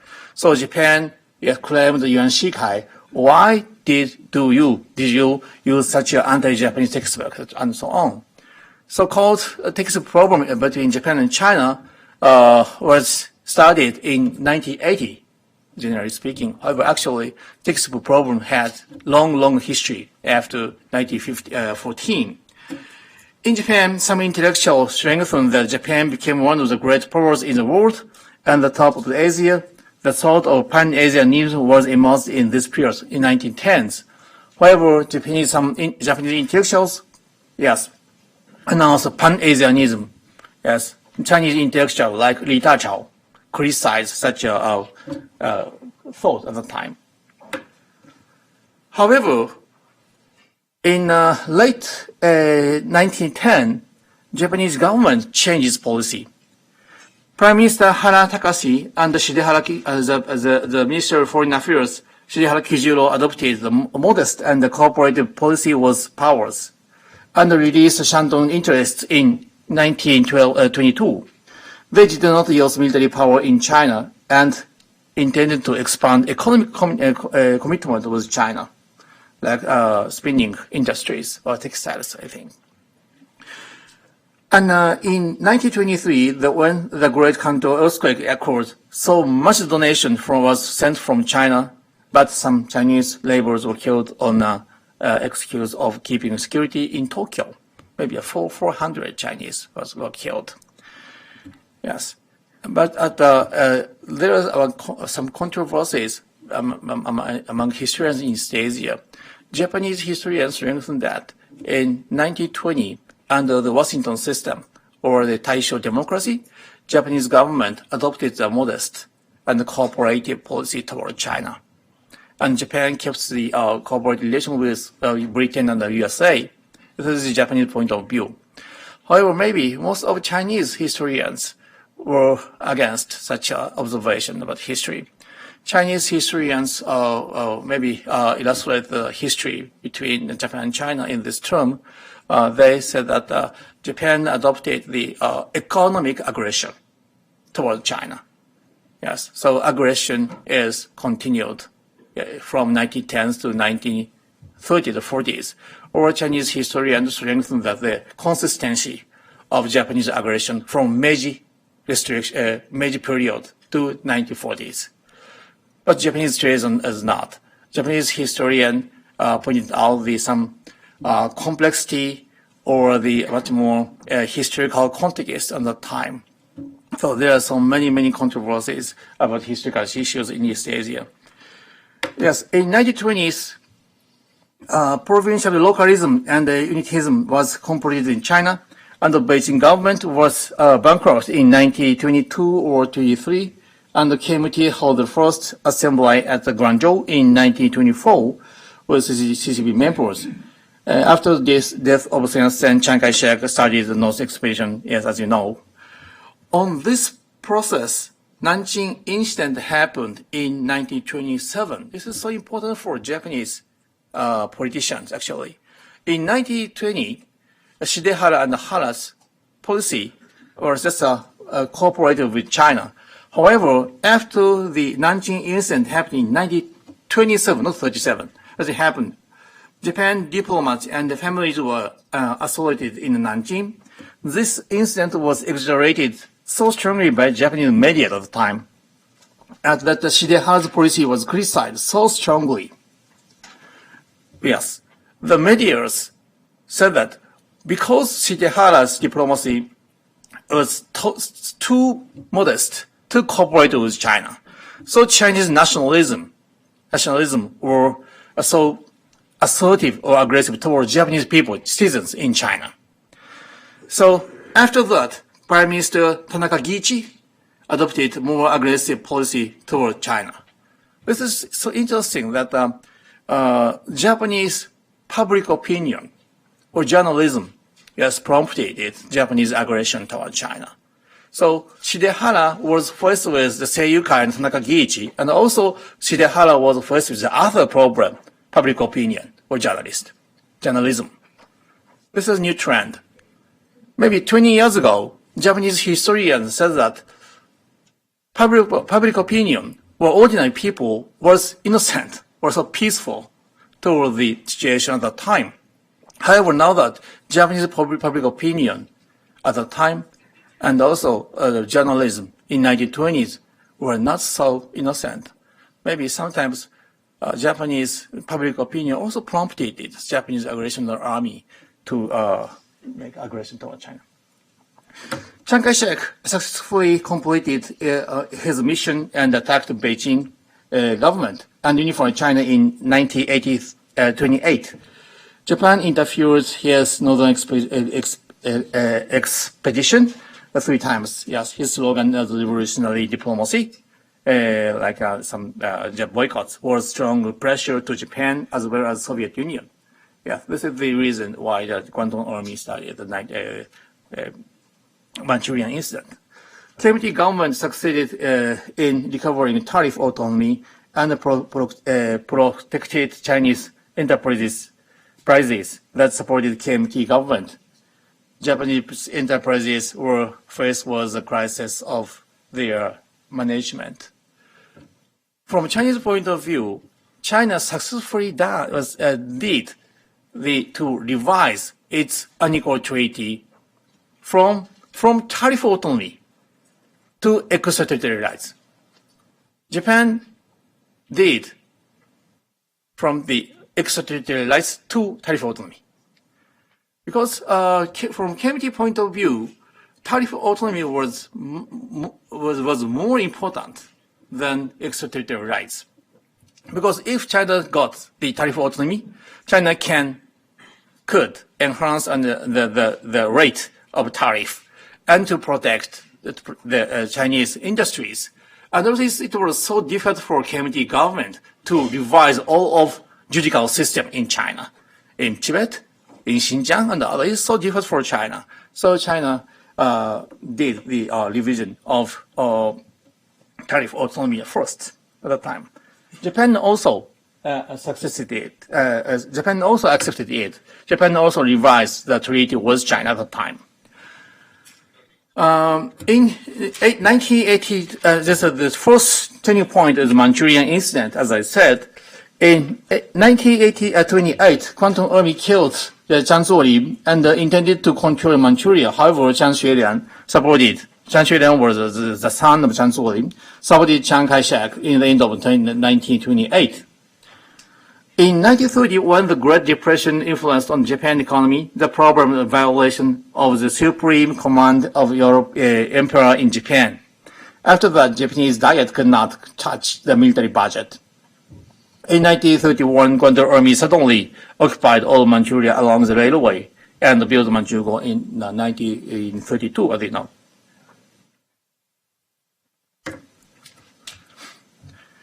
Chiang Kai-shek did not resist to Japan militarily, but criticized Japan on diplomatic arena. He adopted the war on diplomacy. China claimed that Japan violated the Article of Nine Powers Treaty in 1922, and Japan violated the Charter of League of Nations. At that time, China was the non-permanent member of League of Nations Council, and China claimed it. Yes, League of Nations was founded in 1920. China was the original member of League of Nations. And China was eager to be a non-permanent council member at the time. Yeah, and also China burdened the large budget, yes, on the same level of the permanent, yes, member of the council, like Japan and Britain. However, as I said, in 1922 or 23, Beijing government was bankrupt, so China could not pay the money to the League of Nations. Chiang Kai-shek burdened all of the debt of the Beijing government to League of Nations. However, at that the negotiation, League of Nations accepted the Chiang Kai-shek's proposal that if Chiang Kai-shek paid the debt of Beijing government to the League of Nations paid its money in China. At that time, League of Nations made so many projects on the economic growth or labor problem and educational problem and so on. So such a project was done by League of Nations in China. So when the Manchurian incident happened in 1931, there were so many high-ranked members of League of Nations, like Mr. Reichmann, were in Nanjing with Chiang Kai-shek. So at that time, the relations between League of Nations and China was so good. It was so good, maybe better than Japan.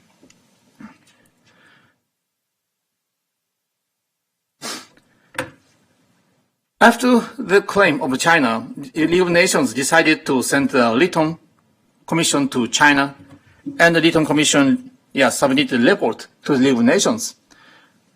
After the Lytton report was submitted to the League of Nations, the representative of discussed this problem, and got the conclusion with which Japan conclusion. But Japan was not satisfied with conclusion of UN, League of Nations.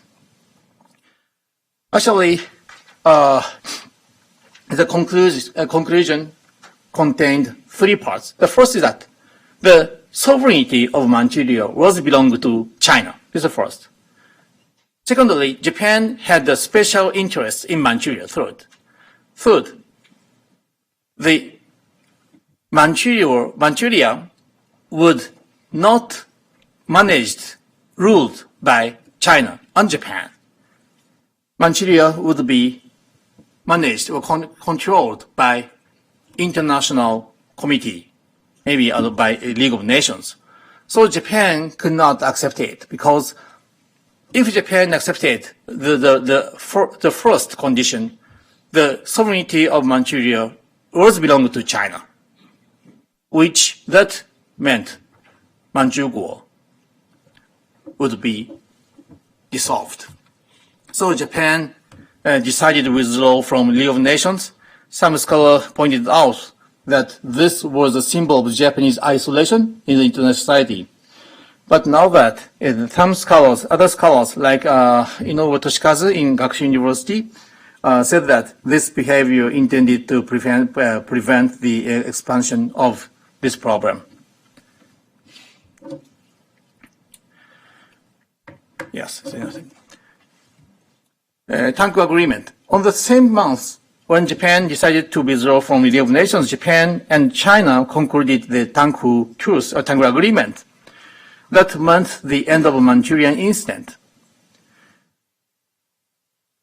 So Manchurian incident was ended in 1933. Okay? After it, Japan expanded to northern China militarily. So Japanese aggression was continued after 1933. So Manchurian incident was ended in 1933. However, Japanese military aggression was continued after 1933. However, Chiang gave the priority sweep CCP and the local militaries in order to prepare anti-Japanese war. there were a series of bilateral negotiations for peace. So in Japan, there is some discourses about the 15 years war, okay, and 8 years war. Okay, so most of Japanese scholars do not adopt the discourses about the 18 years war because the Manchurian incident was ended in 1933.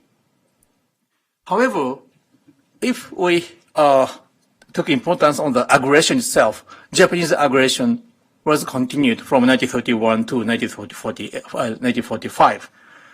But most of the Chinese people strengthened the importance of the aggression, not the war itself, because the definition of war is sort of vague. So Chinese historians strengthened the importance of aggression. So Chinese historians strengthened the continuousness of the war itself, aggression itself. The turning point, fifth turning point, Marpol Bridge incident in 1937. After Xi'an incident in 1936, Chiang Kai-shek was requested to start the war with Japan, and on July 7, 1937, so-called Marpol Bridge incident happened. However, Japan and China, if you check the Chiang Kai-shek diary, yes, on that day, next day, or 10 or 11, 12 or 13 on July, Chiang did not recognize that was the start of the Sino-Japanese War. Actually, it's so interesting. And maybe 20th or 22 or 22nd or 23rd, Japan and China, both sides, gradually recognize maybe the war is happening. War was happening at the time. A series of small conflicts happened around Beijing, and Japan mobilized the army. China decided to attack Japanese residents and the Navy at Shanghai on August 13th. So how do we differentiate the starting point of the Sino-Japanese War is so difficult for us. But maybe it was 1 or 2 years in 1938 or 1939, both sides recognized the starting point was Lugojiao. There's a Marpol Bridge incident. It's so interesting. And also at the time, Japan misunderstood the level of the Chinese army and had a tough fight. So many Japanese generals, yes, left the diaries on the war. If you check the diaries, yes, we found that Japanese soldiers and Japanese generals misunderstood the level of Chinese army because Chinese army was trained by Germans' missions. They were so strong. So it is from Japanese point of view, Chinese army was so stronger than what they imagined. Nanjing Massacre is now the symbol of Sino-Japanese history problem. Chinese government strengthened the disease were more than 300,000. But the Japanese government just says a lot of people was deceased then. Yes. There's so many problems. And textbooks introduces the incidents, and the textbook in Japan introduces this incident and controversies on it, or just says lots of people was deceased then. And as you know, maybe 10 years ago, Sino-Japanese Joint Historical Study started. I was a member of the joint study. At that time, actually, we discussed about the Nanjing Massacre's problem. Chinese side requested us, if Japanese historian accepted the existence of Nanjing Massacre, it's no problem. Yes, nobody, our delegation, nobody denied the existence of Nanjing Massacre. It's fact, so it's no problem. And both sides wrote the parallel history. And also we have to, and we share the direction that we will make a much more substantial studies on the Nanjing Massacre. After the burning out the Sino-Japanese War, both sides, Japan and China, did not make war declaration, partly because the Neutrality Act of USA. If Japan and China make a war declaration, USA, yes, adopted the Neutrality Act and stopped the strategic trade with Japan and China. So both sides did not like the situation. And Japan explored the possibilities of peace and built some puppet states. In 1938, Prime Minister Konoe basically gave it up to explore peace and built the new central government of ROC in Nanjing, the puppet state. And the government was only organized by WWII in 1940. Japan imaged co-prosperity sphere and did not make any war declaration against China until the end of the war. Yes, so it's an imaginary society. In 1939, the World War II happened in Europe, but Japan worried the linkage of Sino-Japanese War and World War II. But Chiang Kai-shek desired the connection, linkage of two wars. However, Japanese aggression toward French Indochina in 1940, in order to cut off the support line to Chiang Kai-shek in Chongqing, made a linkage of the World War II. On December 8th, in 1941, Japan attacked Pearl Harbor and made a war declaration of to USA and Britain. And the next day, the 9th of December, in 1941, Chiang Kai-shek, Chongqing government made a declaration to Japan. That showed the linkage of two wars.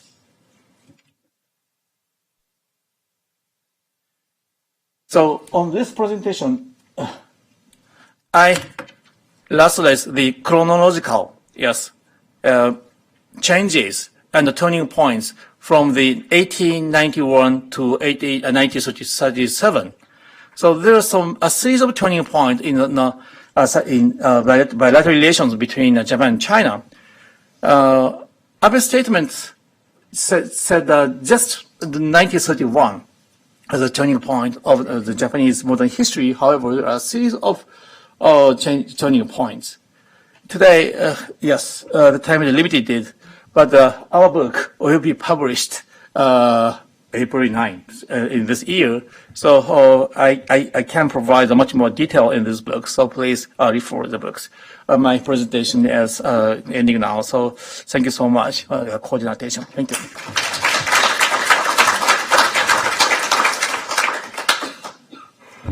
Thank you very much. It's open for questions. Here. My name is Atsushi Yamakoshi. I'm from Keidan, USA. Thank you very much for very insightful presentations by both Professor Paine and Kawashima Sensei.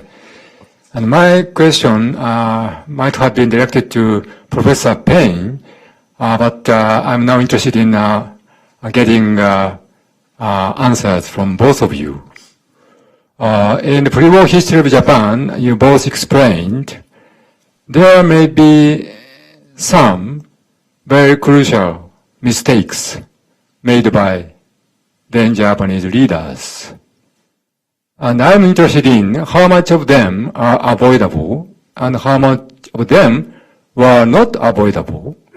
And if you can pick up the most crucial mistake, which you think avoidable, what was the mistake, and how do you think could they avoid it? And I'd like to know the implications of that for today's Japan. Thank you.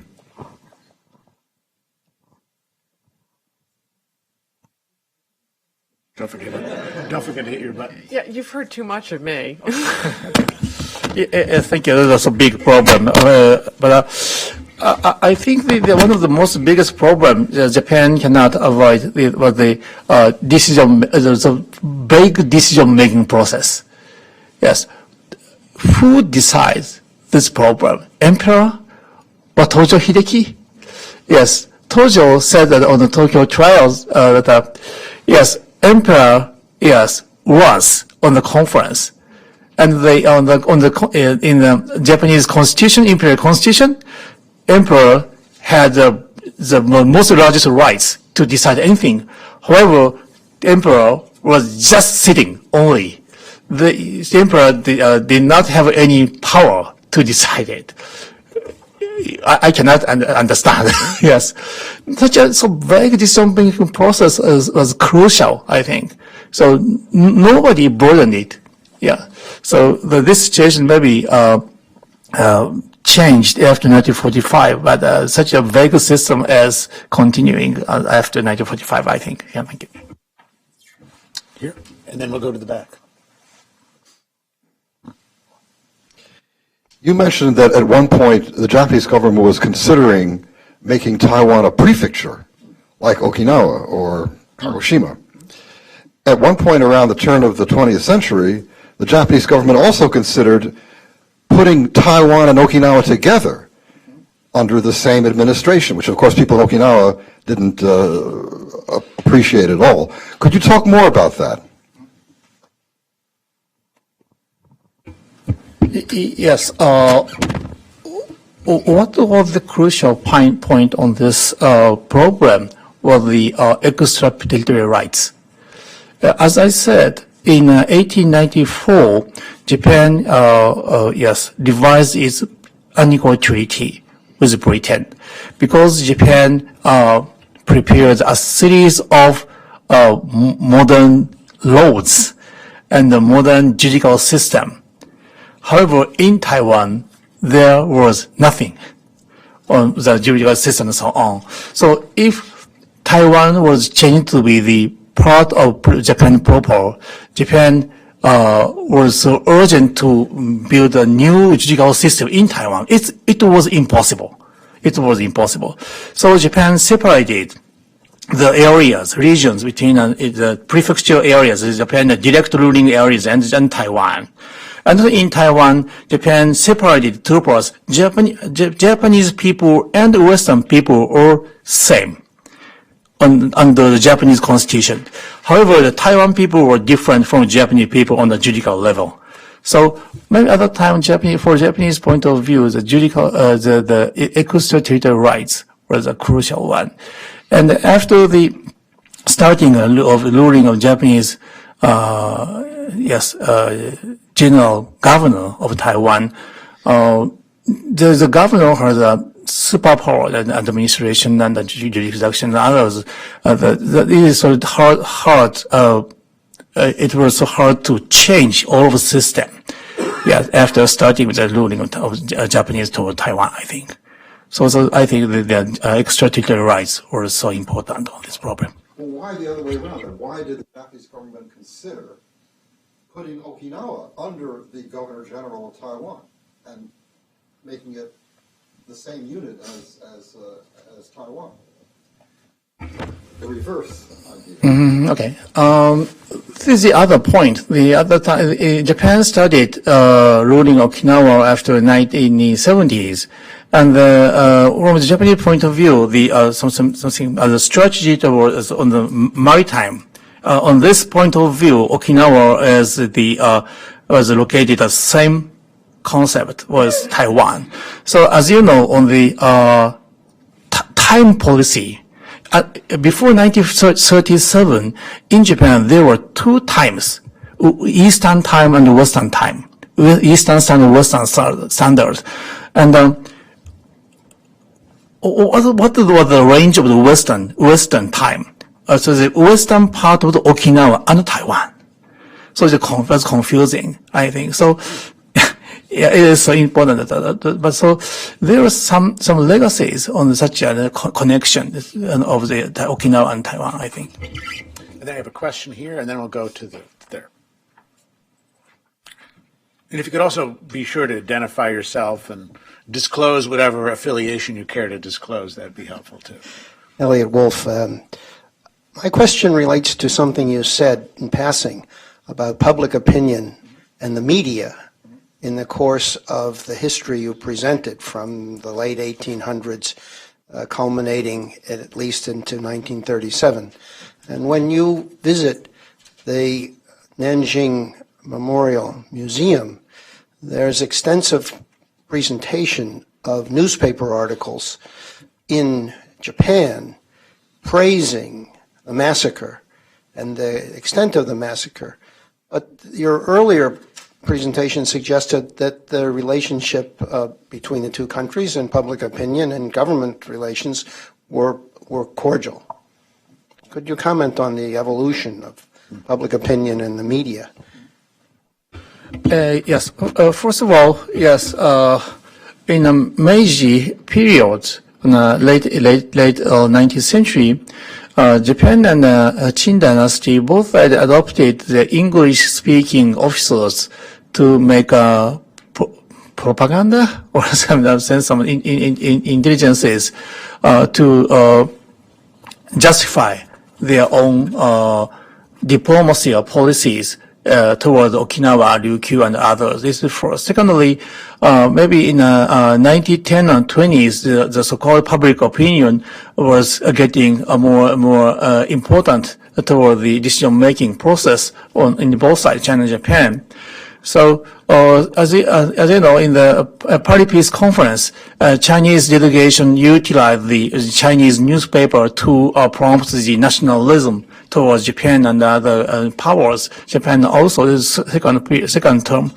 Third term that in the 1920s and 30s in Japan, as you know, if you check the document of the Japanese army, we can find that the Japanese army paid strong attention to the public opinion, because the public opinion was so sensitive and changeable, more than the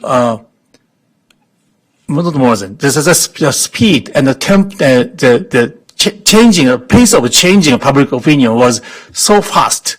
Yes. So the Japanese army could not catch up, could not keep the paces with public opinion. So in the 1930s, public opinion itself, especially after the 1925, at that time Japan started the normal election. All of male persons could vote toward the diet. So after the 1925, Japanese public opinion was much more important toward the decision-making process. So in 1930s, the Japanese public opinion was maybe prompting the Japanese aggression. And then Professor Mori Yasuo at the Doshisha University published one book to illustrate these processes between the Japanese journalism or the public opinion prompted the army's aggression towards China. Thank you. One question there that I'm going to throw out a last question before we adjourn for lunch. Henry Hetker, retired government researcher at NARA. You mentioned in 1930 that the Diet no longer had authority over Japanese military budgets. The London Naval Conference had taken place that year. Japan participated in it. There was a question in Japan of the agreement, and apparently they were not terribly pleased with it in the press. The other factor is Japan signed the Kellogg-Briand Pact in 1928, outlawing war. So the liberal press, liberals in Japan, period, somehow passed into history in around 1930. I guess that's possibly what the problem was. Were they curbed as far as the press, their ability to participate in elections? What exactly was the problem? All nations are faced with this, even today. This is the controversy in the Diet. At that time, in Japan, there was two lines, the Seikai and others. And on the pressure of the Great Depression after 1929, Japanese economy was declined so much, and also Japan, the economic or financial policy was facing a big problem. At that time, Japanese Army and Navy wanted to enhance its budget. However, at the time, Diet members wanted to limit the budget of the military, Army and Navy. However, as you know, the Japanese Imperial Constitution contained some articles about the emperor's right to control the budget. So Japanese Army and Navy, the Shin Army, utilize these articles to strengthen that the rights to decide the budget of the Army and Navy belonged to the emperor's right. So to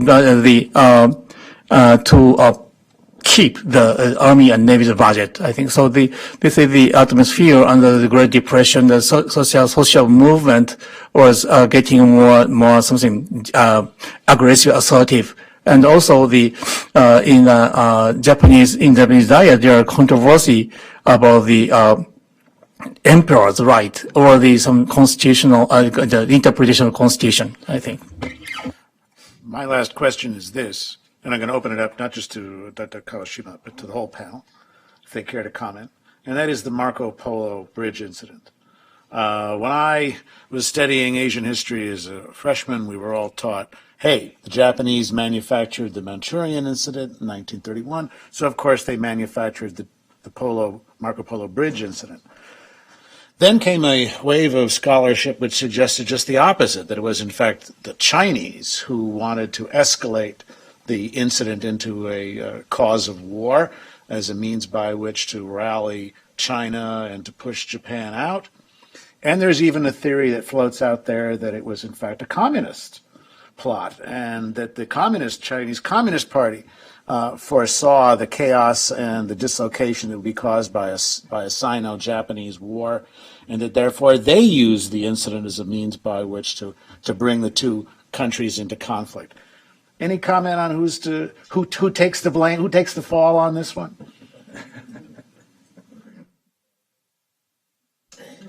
Edward? It was the Gulf of Tonkin. Nobody planned it, and it escalated, and that's what happened in July of 1937. The Japanese army was out on maneuvers. Someone fired a shot. Their commander was hyperactive, well known as a very aggressive guy, and he did what Japanese military doctrine said. You take your infantry and you attack, and you clean them up. And the Japanese expected that the net result would be what history had taught them. You punch the Chinese in the nose, which they had been doing for 25 or 30 years, and the Chinese say, okay. And then you pull your troops out and everything's back to normal. This time it didn't happen to the Chinese part of the equation because Chiang Kai-shek by this time was under enormous pressure, not only after the Xi'an incident and his agreement with the communists, but also under great popular pressure to do something. The Japanese had been humiliating the Chinese in Manchukuo since 1931. They were aggressive in North China throughout the 30s. And there was a large swelling public demand that Chiang do something. And Chiang's position was never that strong. He always depended on how he could co-opt, in effect, various warlords and generals. So he did something. They mobilized. And then the Japanese said, well, you can't do that. And it escalated, just like the Gulf of Tonkin.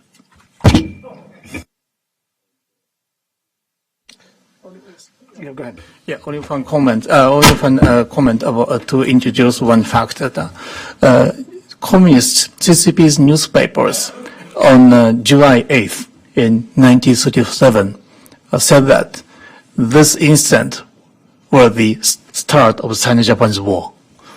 It's so interesting. The newspapers in Nanjing, no newspapers, said this is the starting point of Sino-Japanese War. Japanese newspapers also.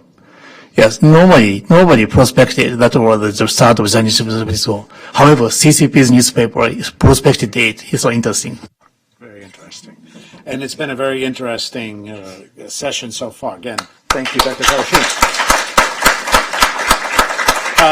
It's time to adjourn for lunch. We're running a tiny bit behind, so what we'll do is we'll still leave half an hour for lunch. So if we can all reconvene here at, should we say 5 to 1 to restart the next one? Can you do that? I'm counting on you to be here on time. 5 to 1. Thanks very much.